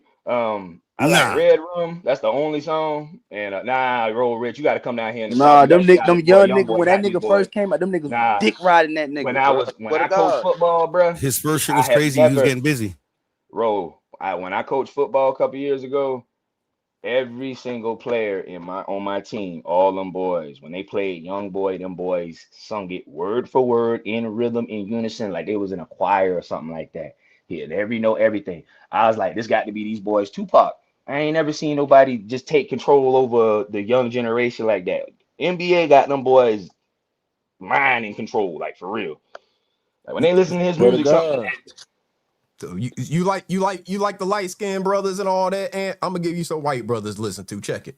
God comes in hats, hoodies, and sweats. Moms comes from being stabbed in my head, looking at death. Y'all pat a rapper on the back, I put a foot in his chest. Still with the best, and my confidence ain't shooking it yet. Cootie palms, I walk with a bop like Phoenix Pop, and replace y'all Timbs and socks with cinder blocks. Call me long shot, but out the gate, I've been a lock. I make a puddle out your favorite artist. Go get a mop. This for the unclean, doper than most, but unseen. The ones that stole the show, but only appeared in one scene. Fuck mean, cause in the flesh they ain't say shit. White boy go from the shootout to stage like Jay Wick. Underachiever, that's overachieving. Call that duality. What I do here the same as the logo they wear in Calgary. Brought the real with me. A lot of Jersey is actors. Put my team on my back like I put the jersey on backwards. Bars, Ant. Bars. Talking about some white niggas. I got some white people that be spitting, man. Chill. Bars. I mean, we talking about bars. We talking about the You make culture. like I just listen to Drake 24/7. I listen to other rappers, man. I got chill. You said Drake was the GOAT. That's where I'm talking about. Of the 2010s, of the 2010s, yes. Of the He ain't 2010s, the yes. GOAT of shit. Of the He 2010s, can't yes. be. The numbers. He You can't gotta check be. the numbers, bro. The numbers. Streaming don't count. I ain't talking about, bro, streaming too, but shit, even the album sales, bro. The You can't motherfucker go ain't got no listen. album sales. Check it. Bro, you gotta understand, this nigga is worldwide, bro. Demographics, classics, did shows with Big Jersey Life, no gimmies, great white shark, no lifeguard, no swimmies. I'm asthmatic, lot of smoking, blocks broken. Don't call me alcoholic, I just cracked the bottle open. Let me have half a minute, I'm getting back in it. Milk bone, Jersey world, all Spanish and blacks in it. Nobody gives a fuck, girls will get kicked in the nuts. Bunch of wows with eyebrows thicker than cigarette butts. Destiny on my left, can't even be next to me next. Rapping like when you were born, your daddy had Hennessy breath. I grew up playing Coleco on the floor with my socks. Watching mom doing Perico, leaving doors unlocked. And now I'm opposite of rain, lava and flame. Said my sinus ain't combined with my brain, my composite is strained. Milk bone, what? Gotta have bars, man. Gotta be your own bars. G Mama Body, Grand Rising to you. They gotta be your own bars, Iceberg. man. What up? Hey, why do they do y'all like that out here in the South? Look, Who is Iceberg. y'all? Who is y'all? This how they do y'all. When y'all walk up or go somewhere, this how they treat y'all out in the South. I can't hear. I'm just saying, y'all, right here, y'all. That ain't y'all. That's y'all. That's y'all, Iceberg. Who is y'all? Okay, never mind. You Southern boys. And how they treat y'all. Why y'all act like that? Why they do y'all like that in the South? I don't know What what is this that? y'all stuff is you're talking about. All Don't right. nobody do Ain't me that, like ain't that y'all nothing. word? So y'all don't use that word out here. Y'all don't use the Who word is y'all. Who is y'all? You I'm gotta be being referring vague. to some specific people. Who you referring to? Who you trying to group Black, me up with? black Southerners, black men that's in the South. Like if y'all go to a white person's house, they got a little black figurine or something out there or something. What does that mean to y'all? Like they always got y'all like why is that in the South? I mean, it's getting better, but why is it like that? The white people I mess with don't do that, so I can't answer those questions for you. I get it. I mean, I'm the same way. You know what I'm saying? I'm somewhere where there ain't no blacks. There's just mixed babies. I mean, I see a few mixed babies around, so blacks done mingled in. But I'm saying, why don't y'all talk about stuff like that? Talk about stuff like what? Like real life stuff, bro. I'm just saying, well, you know, I don't I've want to been be the talking one about to real change. life stuff this entire time.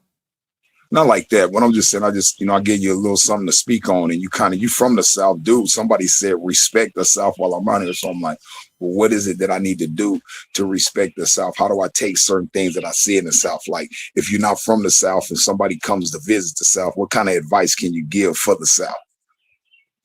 I'm not trying to give advice to the South. I have no desire to try to give advice to the South. No, I said for the South, not to the South. For the South, to the South. I ain't trying to give no advice for the South or to the South. I don't represent the South. I represent me. Where you live, or don't you live in the South? Don't you live in the Southern states? What? I still don't represent. I don't represent the state. I don't represent the city. I don't represent none of that. I represent me. That's understandable.